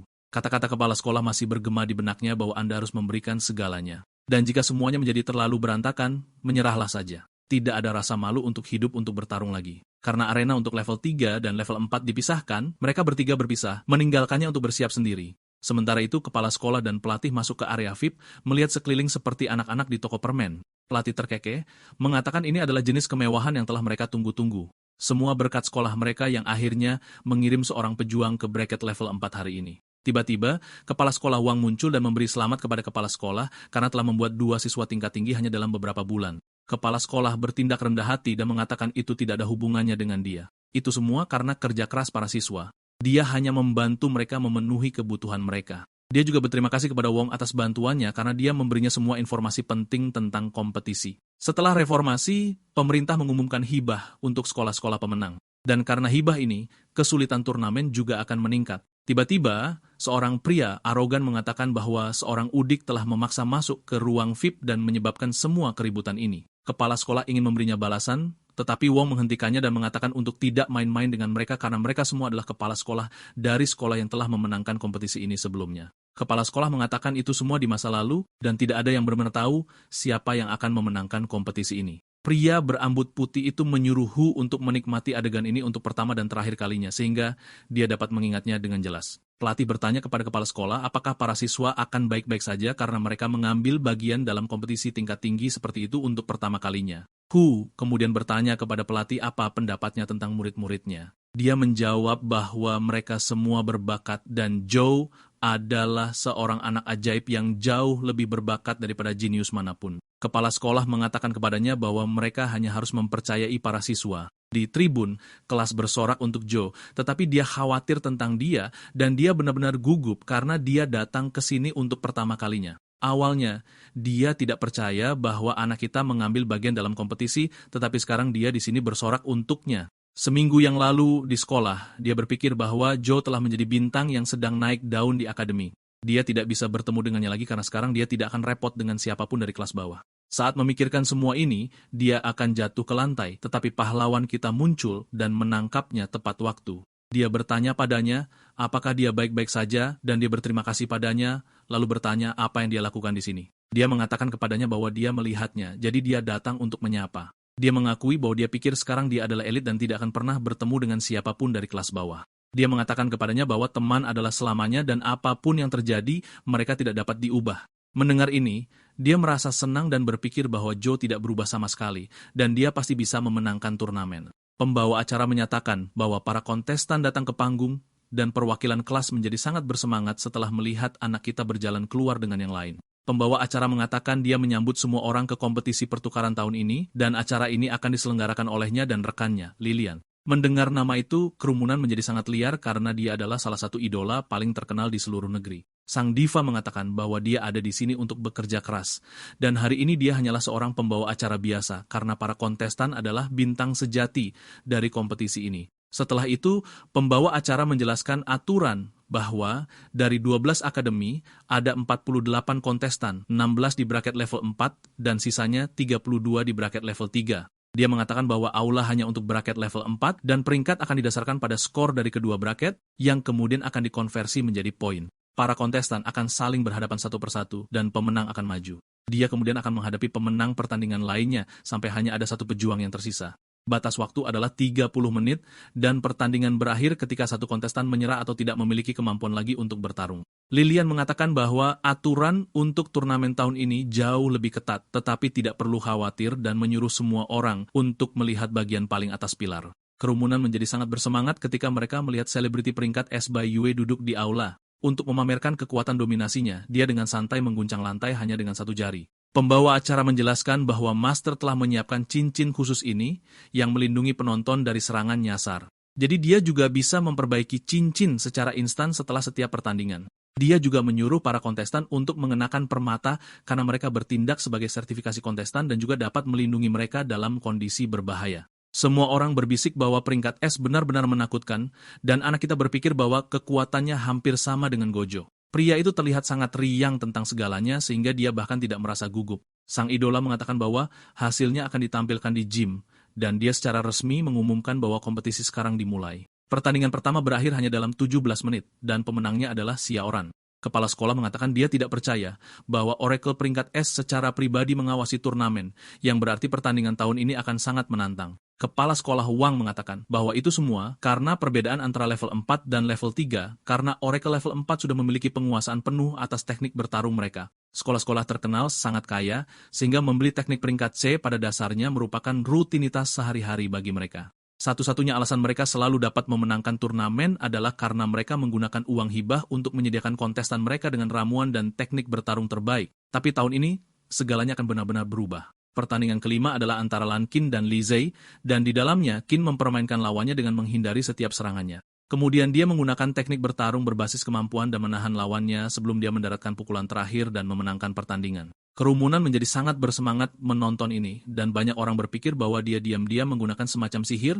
Melihat itu, kepala sekolah semua terkejut karena kemampuan semacam ini hanya dapat diperoleh oleh Oracle peringkat superior. Kepala sekolah Wong merasa bangga dan mengatakan bahwa dia adalah seorang anak ajaib yang berhasil mendapatkan kemampuan ini di usia yang lebih muda. Kepala sekolah Ao bilang itu tidak masalah meski dia punya kemampuan itu, tapi Wong mengejeknya dengan bertanya kenapa dia mencoba merekrutnya jika itu benar. Kepala sekolah Li menjawab bahwa itu hanya kebangkitan dini dan bukan apa-apa lagi. Di pertandingan ke-6, Wong bahkan tidak membiarkan lawannya menyerang dan mengakhiri pertandingan hanya dalam 5 detik. Melihat itu, orang banyak berpikir bahwa peramal api kemungkinan besar akan memenangkan turnamen tahun ini juga. Kepala sekolah lain percaya bahwa tidak ada yang bisa dibandingkan dengan siswa yang diajar langsung oleh kepala sekolah Li. Untuk pamer, Li berkata bahwa anjing menggonggong tidak menggigit tetapi Wang menyuruhnya untuk menunggu dan melihat saja. Hu berpikir pertempuran ini benar-benar di luar jangkauan mereka karena mereka berperingkat sangat rendah sehingga bahkan lolos kualifikasi untuk turnamen ini sudah merupakan keajaiban.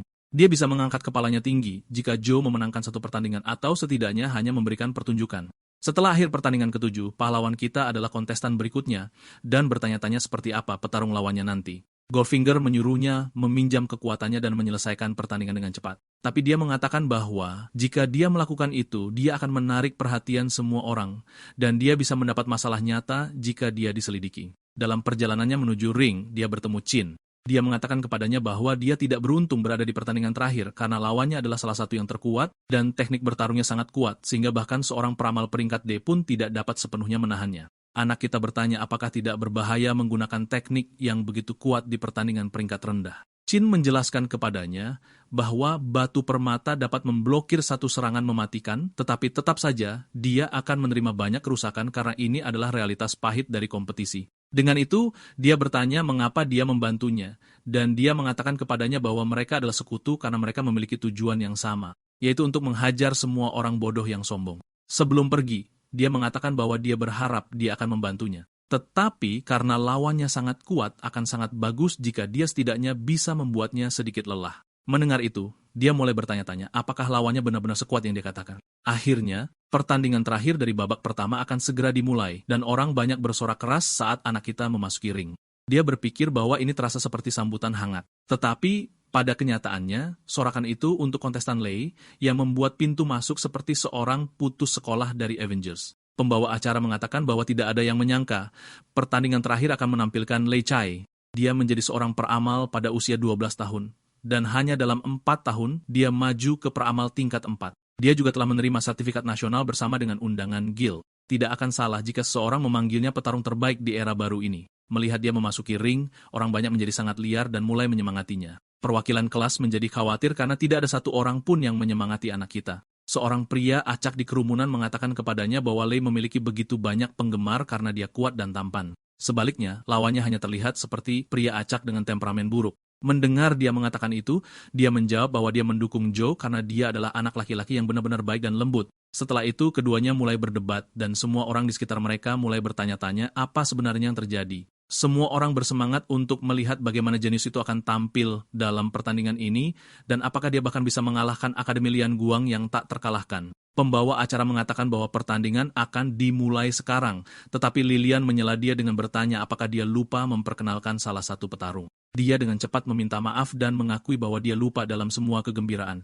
Setelah itu, dia memperkenalkan Joe sebagai bintang dari Lady Oracle Academy dan ini adalah pertama kalinya akademinya mengambil bagian dalam kompetisi. Selain itu, dia tidak memiliki hal lain yang patut diperhatikan tentang dia. Itu membuatnya bertanya-tanya apakah sekolah setidaknya seharusnya membelikannya teknik sebelum turnamen dimulai. Orang banyak mulai berbicara buruk tentang dia dan berpikir bagaimana seseorang seperti dia bisa melawan seorang jenius. Pria bandana itu tertawa terbahak-bahak dan dengan keras mengejek perwakilan kelas. Sementara itu, kepala sekolah, Wu berkata kepada kepala sekolah bahwa sangat disayangkan mereka harus menghadapi bintang yang sedang naik daun akademi mereka di tahun pertama mereka, tetapi mereka tidak perlu khawatir karena semuanya akan berakhir dengan cepat. Wong mengatakan kepada Hu bahwa semua orang harus mulai dari suatu tempat, jadi dia hanya perlu mengabaikannya dan tetap tenang. Di dalam ring, Lei mengatakan kepadanya bahwa dia merasa kasihan padanya karena di turnamen pertamanya, dia harus menghadapinya. Tapi Bro menyuruhnya untuk memperhatikan pertarungan itu. Tiba-tiba berlari ke arah anak kita dan mencapai tepat di sisinya. Dia mengatakan bahwa dia akan memulai pertandingan ini hanya dengan menggunakan 10% dari total kekuatannya. Karena bahkan jika dia kalah dalam pertarungan pertamanya, dia masih bisa terlihat setidaknya sedikit lumayan. Lei berpikir dia bertingkah baik, tetapi dia kesal karena dia sudah menyuruhnya sekali untuk bertarung secara normal. Saat itu, pembawa acara mengatakan bahwa sang jenius tidak dapat menahan antusiasmenya dan mengumumkan bahwa pertandingan terakhir dari babak pertama sekarang secara resmi dimulai. Dengan itu, Lei menggunakan kecepatannya untuk menyerang anak kita dan dia bergerak sangat cepat sehingga seolah-olah dia menggunakan jutsu klon bayangan untuk membuat beberapa salinan dirinya. Selain itu, mereka semua menyerang pada waktu yang sama persis. Setiap kontestan yang menonton berpikir bahwa akan sangat sulit untuk mengalahkan sang jenius dan kepala sekolah Hu berpikir bahwa tidak ada yang mungkin bisa mengalahkannya. Sang jenius berpikir bahwa anak kita tidak bergerak karena dia tidak dapat melihatnya, dan dia percaya satu-satunya yang bisa membuatnya kesulitan adalah Wang. Berpikir bahwa ini akhirnya akhir, dia bersiap untuk memberikan pukulan terakhir. Tetapi ketika dia mendekat, Joe bertanya kepadanya apakah dia tidak akan menghindar sebelum dia dengan brutal meninju wajahnya. Melihat itu, semua orang terkejut bagaimana ini bahkan bisa terjadi. Anak kita benar-benar membalas serangan Lei dan mendaratkan pukulan dalam sekejap. Sang jenius biasanya dapat menghindari serangan apapun dengan kecepatannya, tetapi pertanyaan utamanya sekarang adalah apakah dia hanya ceroboh atau apakah dia benar-benar gagal menghindar. Semua orang di kerumunan mulai berpikir bahwa anak kita telah menggunakan semacam pertasan karena tidak ada orang lain yang pernah bisa memukul sang jenius. Melihat itu, dia bertanya-tanya apakah dia melanggar semacam aturan tersembunyi yang mengatakan siapa yang dapat mendaratkan pukulan pertama. Wong berkata kepada kepala sekolah bahwa muridnya jelas memiliki beberapa keterampilan yang mengesankan. Kepala sekolah, Wu mengatakan bahwa dia pasti curang karena tidak ada yang lebih cepat dari Lei. Tetapi kepala sekolah menjawab bahwa jika mereka curang, maka atasan pasti sudah menangkap mereka. Kepala sekolah Li menyuruhnya untuk diam karena dia memberikan contoh yang sangat buruk dengan merengek dan mengomel. Dia menyarankan agar mereka diam-diam menonton pertandingan karena itu belum berakhir.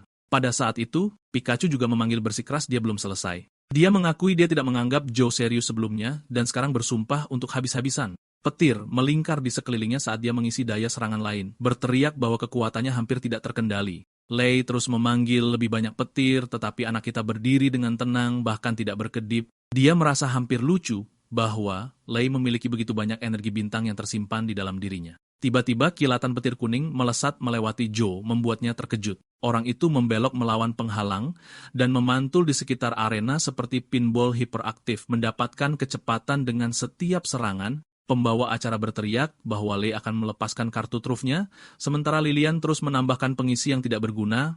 Lei menyeringai, yakin dia sudah mengamankan kemenangan dan menyelam dari atas untuk memberikan tendangan supercharge. Anak kita tidak repot-repot menghindar atau bertahan. Sebaliknya, dia dengan tenang melempar satu pukulan langsung ke wajah Lei. Momentum gabungan dari serangannya mengirim Lei menabrak tak terkendali di lantai arena. Joe memanggilnya bahwa dia seharusnya menyerang lebih awal ketika dia masih memiliki kesempatan untuk menang. Pembawa acara kemudian menyatakan bahwa Pikachu turun lagi. Kali ini batu itu bergeser merah mengkonfirmasikan bahwa Pokemon tidak dapat bertempur. Sementara pembawa acara merayakan kemenangan Joe, dia bertanya-tanya sebentar apakah Lei akan baik-baik saja, meskipun batu itu seharusnya mencegah sesuatu yang fatal. Kerumunan meledak terpana dengan seberapa cepat pertandingan berakhir. Dengan Lei dikalahkan, Chin masuk untuk pertandingan perempat final kedua dan mengamankan kemenangan tanpa berkeringat. Berikutnya adalah Wong, yang menghancurkan lawannya dengan mudah tanpa berkeringat. Kerumunan menganggap kekuatan makhluk itu tak terhentikan, namun sebagian besar mata kembali tertuju pada Joe. Anak berambut acak-acakan itu kemudian memberi mereka tatapan maut yang membuat seluruh bagian membeku ketakutan. Dalam pertandingan keempat, Ran dari sekolah Oracle lain menghadapi anak kita dan memberikan perlawanan sengit. Namun, Joe menghindari setiap serangan dengan presisi seperti veteran. Dia mengakhiri pertarungan dengan pukulan ringan ke kepala Ran, membuatnya jatuh ke tanah. Menonton dari atas, para ofisial berkomentar bahwa anak kita belum menggunakan teknik bertarung apapun, hanya mengandalkan kendali energi mentah. Salah satu dari mereka bertanya-tanya, apakah dia menyembunyikan level sebenarnya atau lebih buruk, menggunakan narkoba yang akan menjadi pelanggaran serius terhadap aturan turnamen. Kembali di arena, pembawa acara mulai mempromosikan semifinal, memanggil Joe untuk melawan petarung lain, Low. Dia membeku di tengah kalimat saat petugas berpakaian gelap berjalan ke atas panggung. Para penonton berbisik kebingungan bertanya-tanya siapa mereka. Seorang inspektur memerintahkan pahlawan kita untuk memakai peralatan khusus dan melepaskan energi bintangnya. Kerumunan menyadari bahwa ini adalah inspektur turnamen dan mulai berdesing, mencurigai Joe dituduh melakukan kecurangan. Anak itu mulai berkeringat bahwa dia mungkin sudah bertindak terlalu jauh dan mencatat untuk membatasi kekuatannya. Para inspektur membaca hasilnya, yang mengatakan bahwa pembacaan stabil dan dalam batas. Mereka kemudian mengumumkan kepada kerumunan bahwa kontestan tidak curang. Mereka kemudian melangkah pergi, dan pembawa acara kemudian berteriak tak percaya bahwa pahlawan kita secara resmi dikonfirmasi sebagai level 4 dan semifinal diizinkan untuk dimulai. Kerumunan memproses ini sejenak dan kemudian menjadi liar bahwa pahlawan kita sebenarnya sah. Di seberang panggung, Liu mulai gemetar dan wajahnya pucat saat kesadaran menghantamnya. Ketika pertandingan dimulai, itu berakhir seketika ketika Joe membuatnya pingsan dengan satu serangan yang menentukan. Pembawa acara hampir kehilangan suaranya saat berteriak ke mikrofon, sementara Lilian terus menambahkan pengisi yang tidak berguna. Di atas tribun, kepala sekolah Wang menoleh ke kepala sekolah kita, memujinya karena telah menghasilkan siswa monster seperti itu. Pria itu dengan sombong menerima semua komentar, dan kepala sekolah lain yang pernah mengejeknya bergegas untuk memujinya juga. Dia tersenyum sopan, meskipun perhatian itu membuatnya sedikit tidak nyaman. Di sisi lain, Li dan Yu menonton dengan kejengkelan yang jelas, jengkel dengan kerumunan penjilat yang tiba-tiba itu. Kepala sekolah kita membiarkan dirinya tersenyum bangga, berpikir Joe benar-benar menepati janjinya dan menjunjung tinggi kehormatan sekolah mereka. Kembali di lantai arena, semifinal terakhir dipanggil, dan Chin berjalan ke atas panggung dengan tekad tegang. Di seberangnya, Wong melangkah maju, matanya berbinar dengan rasa lapar seorang predator seolah-olah dia baru saja melihat mangsa berikutnya. Junior Chin meraung memberi semangat dari tribun, mengalihkan perhatian binatang itu sepersekian detik. Dia melihat celah di penjagaannya dan meluncur maju, mengisi serangannya. Dengan tangan awan yang mengalir, dia membanting serangan itu ke dadanya, Hang tidak tersandung, hanya tampak sedikit kesal, dan kemudian menatapnya. Kepercayaannya mulai runtuh saat kepanikan menyelinap masuk, menyadari bahwa pukulan itu hampir tidak menggoresnya. Wong menjepit pergelangan tangannya dengan mudah, bertanya apakah dia benar-benar berpikir dia berbakat. Qin membalas, menyuruhnya untuk mengalah, dan mendorong sikunya ke wajahnya. Dia bahkan tidak berkedip dan mengatakan bahwa dia menemukan situasi ini lucu. Keputusasaan memicu gerakan berikutnya saat dia mengisi ledakan lain dan mengikatnya erat-erat dengan sihirnya sampai dia terlihat seperti mumi. Dia kemudian menggunakan tendangan gaya angin dan menghantam tubuhnya yang terbungkus dengan pukulan tanpa henti. Untuk sesaat, dia sedikit rileks, yakin bahwa semua pukulannya mendarat dan pasti telah menimbulkan kerusakan. Harapan itu hancur seketika saat Wong tiba-tiba berdiri di belakangnya, seperti hantu menguras darah dari wajahnya. Dia mencoba berbalik dengan tak percaya, bertanya-tanya bagaimana dia bergerak begitu cepat tetapi sudah terlambat. Dia mengarahkan tinjunya ke arahnya menggunakan seni amukan darahnya dan mengirimnya terbang ke penghalang retak terbuka. Saat pecahan-pecahan itu berserakan, Qin jatuh berlutut, hampir tidak bisa bernapas, sementara pembawa acara menyatakan bahwa Wong sekarang memegang kendali. Juniornya memalingkan mata mereka yang berlinang air mata karena mereka tidak tahan melihatnya hancur total. Kepala sekolah Wong mengepalkan tinjunya, diam-diam memohon siswa bintangnya untuk menerobos. Qin tetap tidak bergerak saat dia menatap tag merah yang tergeletak di sampingnya. Suaranya bergetar saat dia berbisik bahwa dia tidak mampu untuk kalah. Pemandangan tag merah kemudian menariknya ke dalam kilas balik di sekolah di mana dia berjalan ke sebuah ruangan yang dipenuhi dengan siswa yang khawatir. Seorang gadis yang menangis mengatakan kepadanya bahwa jika akademi ditutup, dia akan terpaksa keluar meskipun mimpinya menjadi peramal. Dia kemudian melingkarkan lengannya di sekitar kedua gadis itu dalam pelukan yang meyakinkan berjanji untuk tidak membiarkan itu terjadi. Qin bersumpah saat itu bahwa dia akan memenangkan turnamen untuk membawa akademi dana yang dibutuhkan untuk tetap buka.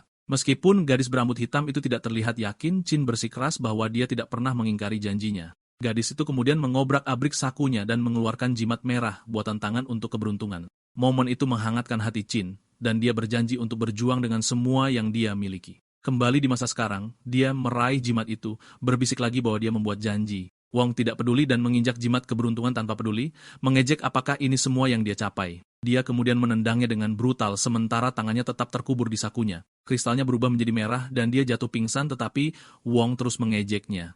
Pembawa acara berteriak bahwa pertarungan telah berakhir, namun binatang itu mengangkat kakinya lagi, siap untuk menghancurkannya. Kerumunan mulai panik, dan pembawa acara berteriak agar seseorang menghentikannya. Para penonton menatap dengan ngeri, bertanya-tanya apa yang direncanakan monster itu. Suara kepala sekolah Wong pecah saat dia memohon seseorang untuk menyelamatkan muridnya. Seorang pejabat menuntut agar master membeli tindakan, tetapi pria itu tetap tenang, mengklaim situasinya terkendali. Sementara itu, Wong membanting kakinya ke bawah dengan kekuatan buas, mengukir kawah di arena. Namun matanya membelalak dan dia menyadari targetnya hilang. Pahlawan kita sekarang berdiri di sana dengan dagu di lengannya setelah menyelamatkannya tepat waktu. Dia memanggil binatang itu, bertanya apakah ini jenis bullying yang diajarkan sekolahnya. Wong berputar, amarah berkobar di matanya, dan meneriakkan nama Joe. Pembawa acara berteriak lega, menyatakan bahwa anak kita menyelamatkan Qin tepat waktu. Kepala sekolah Wong bergegas maju untuk memeluk muridnya yang terluka, berterima kasih kepada surga atas keselamatannya. Kerumunan tumbuh gelisah, karena mereka tidak dapat percaya bahwa binatang itu benar-benar mencoba untuk mengakhirinya setelah dia kalah. Wang tidak peduli dan berjalan menuju pahlawan kita dengan berani, menyatakan bahwa dia akan membunuh siapapun yang berani menghalangi jalannya. Kesombongan itu akhirnya menyulut api di zoo. Anak kita memberinya tatapan mautnya sendiri dan menantang binatang itu untuk mengambil tembakannya. Para dokter yang bertugas mendorong gadis itu pergi sementara pembawa acara mendesak staf untuk dengan cepat mengatur ulang arena untuk pertarungan berikutnya. Di atas tribun, teman-teman anak kita berkumpul dengan perwakilan kelas. Shen bertanya bagaimana keadaannya sejauh ini, dan dia menjawab bahwa Joe telah mencapai final, meskipun dia mengakui ada sesuatu yang terasa aneh tentang lawannya. Teman kepala sekolah kita memperingatkan anak kita untuk berhati-hati, dan kemudian berteriak kepada pahlawan kita untuk tidak meremehkan siapa yang dia hadapi. Joe semangat dan meyakinkannya untuk tidak khawatir. Di arena, Wong mengejek pahlawan kita karena berpikir dia punya kesempatan, tetapi dia membalas bahwa orang itu terlalu banyak bicara. Dia menyeringai dan bertanya apakah monster itu benar-benar di sini untuk bertarung atau hanya mengoceh. Saat kedua belah pihak bersiap, aura mereka berkobar liar berubah menjadi pertarungan energi. Pembawa acara menyatakan pertandingan resmi dimulai. Wong tidak membuang waktu, meluncurkan pukulan tiba-tiba, tetapi pahlawan kita menahannya seolah-olah bukan apa-apa. Tubuhnya bahkan tidak bergerak. Monster itu menyeringai, mengejek bahwa dia pikir Joe akan lebih tangguh, tetapi anak kita langsung membalas bahwa dia mencuri kata-kata itu dari mulutnya, membuat pria itu berkeringat deras. Bro menggali lebih dalam, bertanya apakah ini benar-benar level seseorang yang memenangkan turnamen sebelumnya. Dia kemudian mencoba meraih, tetapi Wong nyaris berhasil menghindar. Wong mengaktifkan skill amukan darahnya, mengisi tinjunya saat mereka berdua mulai saling memukul dengan kecepatan penuh, tidak ada yang mau menyerah. Pembawa acara berteriak tak percaya bahwa dia belum pernah melihat petarung level 4 berkelahi seganas ini sebelumnya. Bahkan teman-teman sekelas Zhou duduk terpana, menyadari bahwa anak kita telah menahan diri selama semua pertandingan sparring mereka. Kembali di dalam arena, Zhou menanamkan pukulan uppercut besar tepat ke rahang Wong. Guru dan kepala sekolahnya menatap dengan mata terbelalak, berjuang untuk mempercayai bahwa siswa mereka sendiri sekuat ini. Darah menyembur dari mulut Wang saat dia bertanya-tanya, bagaimana orang sekuat dia bisa dipaksa sejauh ini. Pikiran itu hanya memicu amarahnya, dan dia mendorong kemampuannya lebih tinggi lagi. Goldfinger kemudian muncul, menunjukkan bahwa orang itu secara harfiah memaksa energi bintang ke dalam tubuhnya untuk meningkatkan kekuatannya. Dalam sekejap berikutnya, Wong menghilang dalam sekejap, tetapi Joe mengikuti gerakannya. Dia kemudian mempersiapkan serangan siku dan berpikir pada dirinya sendiri bahwa kecepatan tidak berguna melawan skill persepsinya. Sementara itu, di ruang kontrol, seorang pejabat dengan gugup bertanya kepada Master apakah mereka harus memeriksa level Wong karena meningkat terlalu cepat secara tidak normal. Setenang biasanya, dia menjelaskan bahwa ini hanyalah seni amukan darah keluarganya yang mendorongnya naik satu level sehingga itu bukan kecurangan. Kemudian dia mengakui bahwa rasa ingin tahu yang sebenarnya terletak pada anak kita yang masih belum habis-habisan dan Master tidak bisa tidak bertanya-tanya seberapa jauh anak ini bisa melangkah. Kembali di ring, kedua petarung terus melontarkan pukulan cepat seperti dua pecandu yang memperebutkan kentang goreng. Teman-teman Joy menonton dengan gugup. Shen berteriak bahwa pahlawan kita didorong mundur. Si rambut merah dengan cepat mengoreksinya, mengatakan Joe sebenarnya membelokkan pukulan monster itu dengan sempurna. Di arena, pahlawan kita tetap terkunci, menghindar dan menenun melalui pukulan demi pukulan, mencari celahnya. Kemudian Joe akhirnya membalas dengan pukulan dahsyat yang memaksa monster itu untuk memblokir dengan semua yang dia miliki. Dampaknya saja meretakan lantai dan membuat Wong tergelincir sedikit ke belakang. Anak kita membanting tembakan berat lainnya. Dan Wong kemudian mengatakan bahwa Joe adalah petarung pertama yang mendorongnya sejauh ini. Didorong oleh kebanggaan dan amarah, dia meningkatkan seni darahnya lebih banyak lagi, berteriak bahwa dia masih yang terkuat. Tanpa gentar, pahlawan kita mengejeknya kembali, bertanya apakah hanya itu yang bisa dia tawarkan. Kemudian dia mengaktifkan skill meminjam kekuatan, dan levelnya mulai meningkat juga. Dua pembangkit tenaga listrik itu berhadapan lagi, tinju mereka sudah gatal untuk lebih banyak. Zhao menyadari bahwa dia sekarang dapat dengan jelas membaca pola serangan lawannya. Menggunakan keterampilan persepsinya, dia juga memperhatikan bahwa titik lemah monster itu adalah jantungnya. Tanpa membuang waktu, anak kita mengarahkan siku tepat ke dada pria itu, membuat mata monster itu terbelalak kaget. Pukulan itu mengeluarkan udara langsung darinya, tetapi Zhou belum selesai. Dia segera menindaklanjuti dengan serangan lain, memaksa Wong untuk bertahan. Monster itu memblokir pukulan demi pukulan, masing-masing lebih berat dari yang terakhir, sambil berpikir tak percaya bahwa kecepatan dan kekuatan pahlawan kita masih meningkat. Pria itu menolak untuk menerima kekalahan dan mendorong seni darahnya melewati batasnya. Anak kita kemudian menyatakan bahwa pertarungan sudah diputuskan dan mengisi tinjunya dengan energi bintang murni. Wong berteriak agar dia mati dan mengirim pukulan besar miliknya sendiri. Tinju mereka bertabrakan, memicu ledakan besar yang mengirimkan gelombang kejut ke seluruh arena. Penonton mengangkat tangan mereka, melindungi diri dari ledakan dahsyat. Kepala sekolah terpaku pada pertempuran, dengan panik menuntut untuk mengetahui apa yang baru saja terjadi. Saat asap menghilang, pembawa acara berteriak bahwa Wong masih berdiri. Tetapi pada saat berikutnya, monster itu ambruk dan kristalnya jatuh ke tanah yang sekarang berwarna merah. Orang terakhir yang berdiri tidak lain adalah anak kita. Dengan itu, Light School secara resmi mengklaim tempat pertama di kategori level 4 serta seluruh kejuaraan. Teman-teman Joe mulai merayakan dengan keras, berteriak bahwa mereka akhirnya memenangkan turnamen.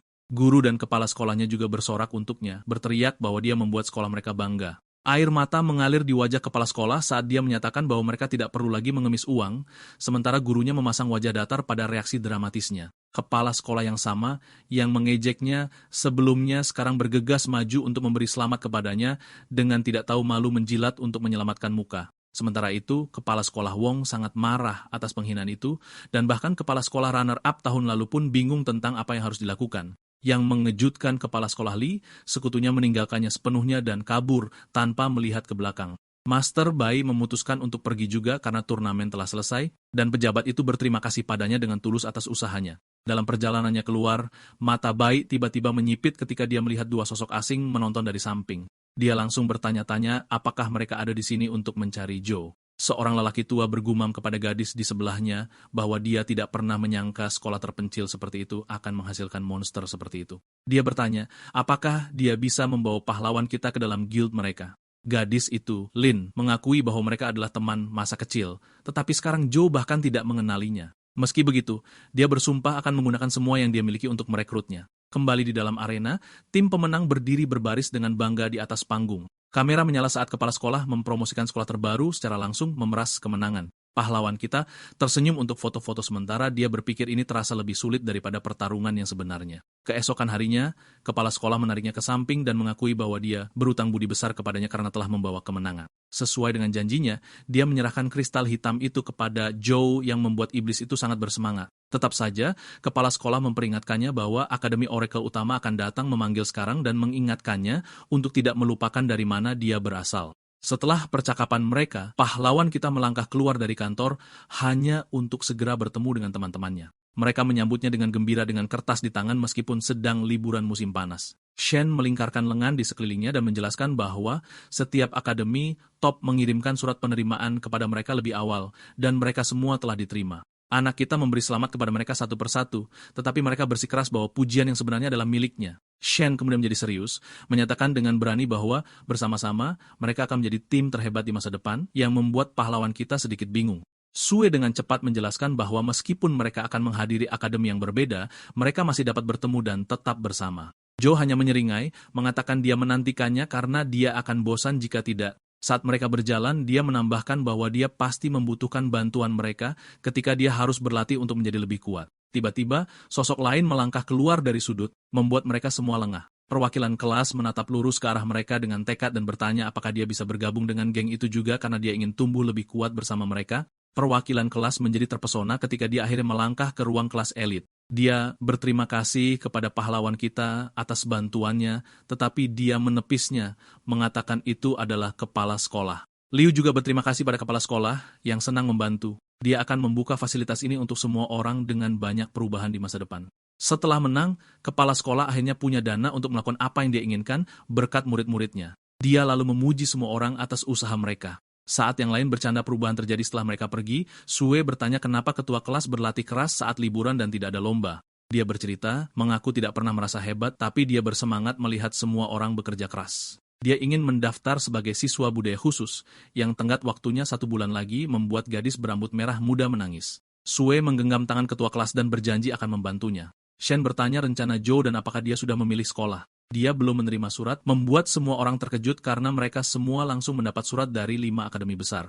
Kepala sekolah berdeham dan memanggil pahlawan kita, mengatakan dia punya sesuatu untuk dikatakan. Dia memberikan amplop merah dan menjelaskan baru saja tiba. Shen menghela napas lega, mengatakan dia tahu pahlawan mereka tidak akan tertipu. Joe membaca surat dengan cermat dan berkata dengan lantang bahwa itu dari Akademi Dawn. Semua orang kaget dan si pirang berteriak bahwa itu akademi teratas. Pahlawan kita memintanya menjelaskan, jadi dia mulai bercerita. Dia menjelaskan ada 5 akademi besar yang menjadi simbol otoritas dan kekuatan. Namun satu berdiri di atas semua, Akademi Dawn, yang memiliki wewenang untuk merekrut siswa manapun yang mereka inginkan. Joe lalu bertanya kenapa tidak ada 6 akademi alih-alih 5. Kepala sekolah menjawab bahwa nilai sebenarnya akademi itu tidak bisa diukur, dan semuanya dibangun untuk memerangi keretakan. Dia serius saat mengatakan informasi itu sangat rahasia, tetapi setuju untuk tetap memberitahu mereka. Keretakan adalah dimensi lain yang dipenuhi monster yang terlalu kuat. Jika mereka berhasil kabur ke dunia nyata, neraka akan pecah. Itulah kenapa utusan dikirim untuk membasmi monster-monster itu setiap kali portal ini muncul. Meski membersihkan keretakan sangat menguntungkan, risikonya terlalu besar. Pria itu mengungkapkan bahwa dia pernah menjadi bagian dari pasukan pembersih keretakan. Namun, hanya kematian satu anggota kunci sudah membuat seluruh tim kacau dan akhirnya dibubarkan. Meski akademi lain juga mewajibkan siswa untuk membersihkan keretakan, Dawn berbeda, jadi dia memperingatkannya untuk berpikir baik-baik. Kepala sekolah meyakinkan Joe akademi lain masih terbuka baginya dan dia tidak boleh mempertaruhkan nyawanya. Namun, dia sudah mengambil keputusan dan mengatakan dia akan bergabung dengan Dawn. Pria besar itu tersenyum, seolah sudah tahu jawabannya dan berkomentar bahwa dia pasti akan mencapai ketinggian baru. Shen merangkulnya dan mengatakan mereka akan tumbuh lebih kuat bersama, jadi keretakan akan menjadi hal yang mudah bagi mereka semua. Si pirang lalu menyadari tenggat waktunya hanya 10 hari lagi, sementara biasanya sekitar setengah tahun membuat pahlawan kita berkeringat. Pahlawan kita mengatakan dia harus bersiap dan tidak bisa melatih ketua kelas, tetapi yang lain meyakinkannya bahwa mereka akan berusaha. Kembali ke apartemennya, dia mulai membuat daftar semuanya. Saat itu, buku iblis muncul dan membuat kristal melayang di depannya. Merentangkan lengan, dia menyentuh kristal dan menyerap sesuatu darinya. Kristal hitam jatuh ke tanah dan pecah, membuat pahlawan kita hampir terkena serangan jantung. Shu patah hati dan merengek bahwa dia ingin menukar kristal itu dengan uang. Goldfinger menyuruhnya melepaskannya, karena sekarang tidak berguna, dan malah bertanya bagaimana kunjungan sekolahnya. Dia mengungkapkan bahwa dia diterima di Akademi Dawn, tempat yang sempurna untuk menghasilkan uang dan menjadi lebih kuat. Satu-satunya masalah adalah dia harus menyerbu keretakan. Buku iblis mengatakan kepadanya bahwa keretakan tidak perlu ditakuti karena energi bintang berasal dari sana. Pahlawan kita lalu mengubah topik dan bertanya apakah ada hadiah karena salah satu keinginannya sudah terpenuhi. Goldfinger sedikit marah karena dia diperlakukan seperti sumur harapan, tetapi setuju untuk membantu karena keretakan terkait dengan keinginannya sendiri. Dia menyuruh Joe untuk menahannya dan melepaskan energi gelap ke arahnya. Pahlawan kita menyerap aura gelap dan sistem memberitahunya bahwa dia telah membuka kemampuan ciptaan ilahi. Kekuatan itu membentuk kembali seluruh tubuhnya saat dia menanggung rasa sakit dan mencapai level 6. Setelah proses selesai, pahlawan kita bertanya apa yang baru saja terjadi. Sistem menjelaskan bahwa dia sekarang memiliki kekuatan untuk menciptakan apapun menggunakan energinya. Goldfinger mengungkapkan bahwa kemampuan itu dulunya milik teman lamanya Sato dan itu benar-benar dapat menciptakan apapun. Hadiah dari sebelumnya tidak ada apa-apanya dibandingkan dengan yang ini. Dia bertanya-tanya apakah ini hanya cara mewah untuk naik level, tetapi Goldfinger menegurnya, mengatakan level bukanlah segalanya. Iblis itu menjelaskan bahwa level hanya memengaruhi fisik dasar seseorang. Kebangkitan pertama di peringkat D benar-benar menentukan masa depan seseorang, itulah kenapa dia memberi Joe keterampilan ini untuk menghindari membangkitkan sesuatu yang sama sekali tidak berguna. Saat itu, dia menyadari bahwa Chin juga memiliki kebangkitan tipe kemampuan, dan keterampilan bertarung normal tidak sebanding dengannya. Dia lalu sepenuhnya menyadari bahwa memasuki keretakan membutuhkan lebih dari kekuatan kasar. Goldfinger mengatakan kepadanya bahwa kekuatan keterampilan itu sepenuhnya bergantung pada pola pikir pengguna dan mendesaknya untuk segera mengujinya. Chu mencatat bahwa setelah pemodelan ulang, dia tidak lagi merasakan energi bintang diserap. Bahkan panel sistem sekarang terlihat seperti antarmuka video game. Melihat statistiknya, dia bertanya-tanya apakah ada fitur toko, tetapi yang membuatnya kecewa, itu terkunci. Sejumlah fungsi lain juga terkunci sampai dia naik level. Dia lalu memeriksa layar naik level, yang memberinya beberapa misi sampingan, tetapi dia tidak memiliki cukup poin jiwa untuk memulai. Goldfinger bertanya kenapa dia begitu lama, dan Joe menjelaskan bahwa dia harus memasuki keretakan untuk naik level, tetapi dia belum cukup kuat.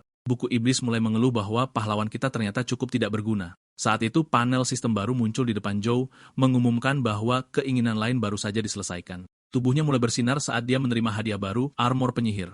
Peralatan itu berperingkat unik dan dapat memanggil armor di sekitar tubuhnya untuk memblokir serangan. Dia senang karena itu tidak hanya meningkatkan pertahanannya, tetapi juga meningkatkan kekuatan. Goldfinger sedikit berlinang air mata, mengatakan dia menghabiskan semua kekuatan yang dia simpan, tetapi menyuruh Joe untuk melakukan yang terbaik mulai dari sini. Keesokan harinya, kepala sekolah bertanya kenapa dia pergi begitu pagi. Joe menjelaskan bahwa meski hanya perjalanan sehari, dia ingin tiba lebih awal. Dia lalu memberikan catatan kepada kepala sekolah, memintanya untuk memberikannya kepada adiknya di rumah sakit dan mengawasinya. Pria itu mengatakan pahlawan kita harus melakukannya sendiri, tetapi dia menjelaskan bahwa situasinya rumit dan dia tidak bisa bertemu dengannya sekarang. Tidak ingin mencampuri lebih jauh, kepala sekolah mengesampingkan topik itu dan setuju untuk melakukannya, sementara semua orang mendoakan Joe baik-baik saja dalam perjalanannya. Dengan itu dia melambai selamat tinggal dan berangkat ke tujuannya. Di bandara, resepsionis bertanya kenapa dia menginginkan visa dan tiket pesawat ke area tingkat menengah kota. Pahlawan kita menjawab bahwa dia mendapat penerimaan yang menurutnya aneh karena ini masih liburan musim panas. Dia meminta bukti, dan dia menyerahkan kartu Akademi Dawn. Matanya membelalak saat dia menyadari apa itu, berpikir bahwa dia belum pernah melihatnya sepanjang kariernya. Dia kemudian menatapnya tak percaya sementara dia hanya terlihat bingung. Dia bertanya apakah dia juga membutuhkan surat penerimaan, tapi dia dengan cepat meminta maaf dan mengatakan kartu itu sudah lebih dari cukup. Dia terkejut karena dia bahkan tidak membutuhkan tiket, dan dia menjelaskan bahwa seseorang dengan statusnya hanya membutuhkan satu untuk penerbangan kembali. Beberapa waktu kemudian, Joe bersantai di kursi kelas satunya bertanya-tanya apakah ini juga salah satu hak istimewa Dawn. Sambil melihat keluar jendela, dia berharap Akademi Dawn memenuhi harapannya dan menikmati sisa penerbangan. Mencapai Akademi Dawnbreaker, anak kita merasa aneh karena lingkungannya tenang. Dia menuju ke meja resepsionis untuk pendaftaran. Dan ketika resepsionis mengetahui bahwa itu Joe Chen, dia dengan senang hati menawarkan untuk membawanya ke sekolah sendiri karena seseorang sedang menunggunya. Bro terkejut karena dia tidak menyangka dirinya cukup penting untuk ditunggu. Resepsionis mengantarnya ke monumen batu, menginstruksikannya untuk meletakkan kartunya di atasnya. Meskipun bingung, Joe melakukan seperti yang diminta. Hal berikutnya, yang dia tahu, mereka diteleportasi langsung ke halaman akademi. Pengalaman itu membuatnya speechless. Tak lama kemudian, resepsionis membawanya ke orang yang telah menunggu, seorang gadis cantik dengan rambut putih panjang, Lin En. Dia bertanya-tanya apakah pria kita mengingatnya.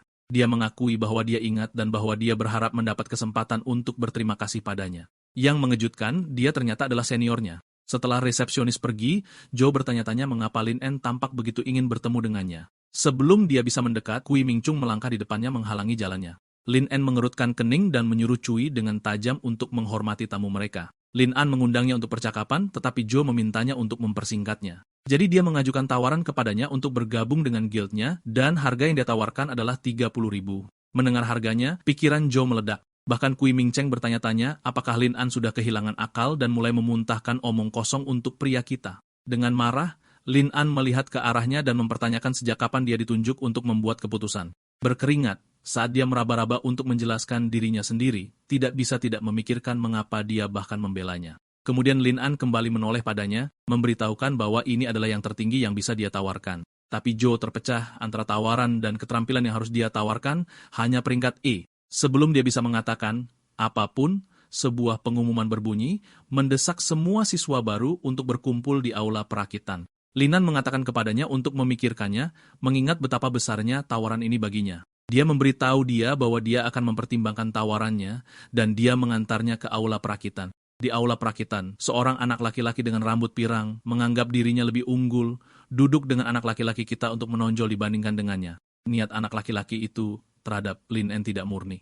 Dia bertujuan untuk mengendalikannya, berencana untuk menikahinya untuk meningkatkan pengaruh keluarganya. Orientasi dimulai. Instruktur Zhang Hui memperkenalkan dirinya dan mengucapkan selamat kepada mereka karena berhasil masuk ke Dawnbreaker. Dia menyebut mereka semua jenius, tetapi dengan cepat mengingatkan mereka bahwa saat ini mahasiswa baru. Dia memperingatkan mereka bahwa mereka akan segera menghadapi sesuatu yang sama sekali baru, celah itu. Celah itu seperti perburuan. Oracle adalah pemburu, tetapi takdir memutuskan kapan mereka bisa jatuh sebagai mangsa. Senjata manusia tidak berguna di sana. Hanya kekuatan inti yang besar dan senjata yang terbuat dari bahan celah yang bermanfaat. Akademi Dawnbreaker mengumpulkan Oracle tingkat atas, menciptakan garis pertahanan yang kuat terhadap celah. Zhong Hui mengarahkan mereka ke perpustakaan untuk informasi lebih lanjut dan ke ruang pelatihan untuk simulasi pertempuran. Mereka dapat mengatur jadwal mereka sendiri, tetapi dia menjelaskan beradaptasi dan tumbuh lebih kuat atau menjadi tidak berguna di sini. Karena tidak melihat rasa takut di mata mereka, dia menyatakan keberhasilan penilaian pertama. Sebagai hadiah, setiap siswa menerima batu keterampilan, kristal yang memungkinkan mereka menyerap kemampuan tempur. Yang ini berisi mata bijak, keterampilan yang memungkinkan penginderaan otomatis dan pembacaan skrip Fisher. Instruktur kemudian menginformasikan dua penilaian lagi. Yang pertama adalah tes masuk yang mengharuskan mereka untuk membersihkan satu Fisher peringkat rendah. Yang kedua adalah mereka harus mencapai peringkat D dan membangkitkan potensi mereka dalam waktu setengah tahun. Beberapa siswa panik, sementara beberapa santai mengetahui solusi untuk mencapai peringkat D. Merasakan kegelisahan mereka, Zhang Hui meyakinkan mereka bahwa suplemen akan membantu mempercepat prosesnya. Kemudian dia memanggil para senior, dan aula menjadi sunyi saat Lin An melangkah maju dengan kecantikan dan aura tak terbantahkannya.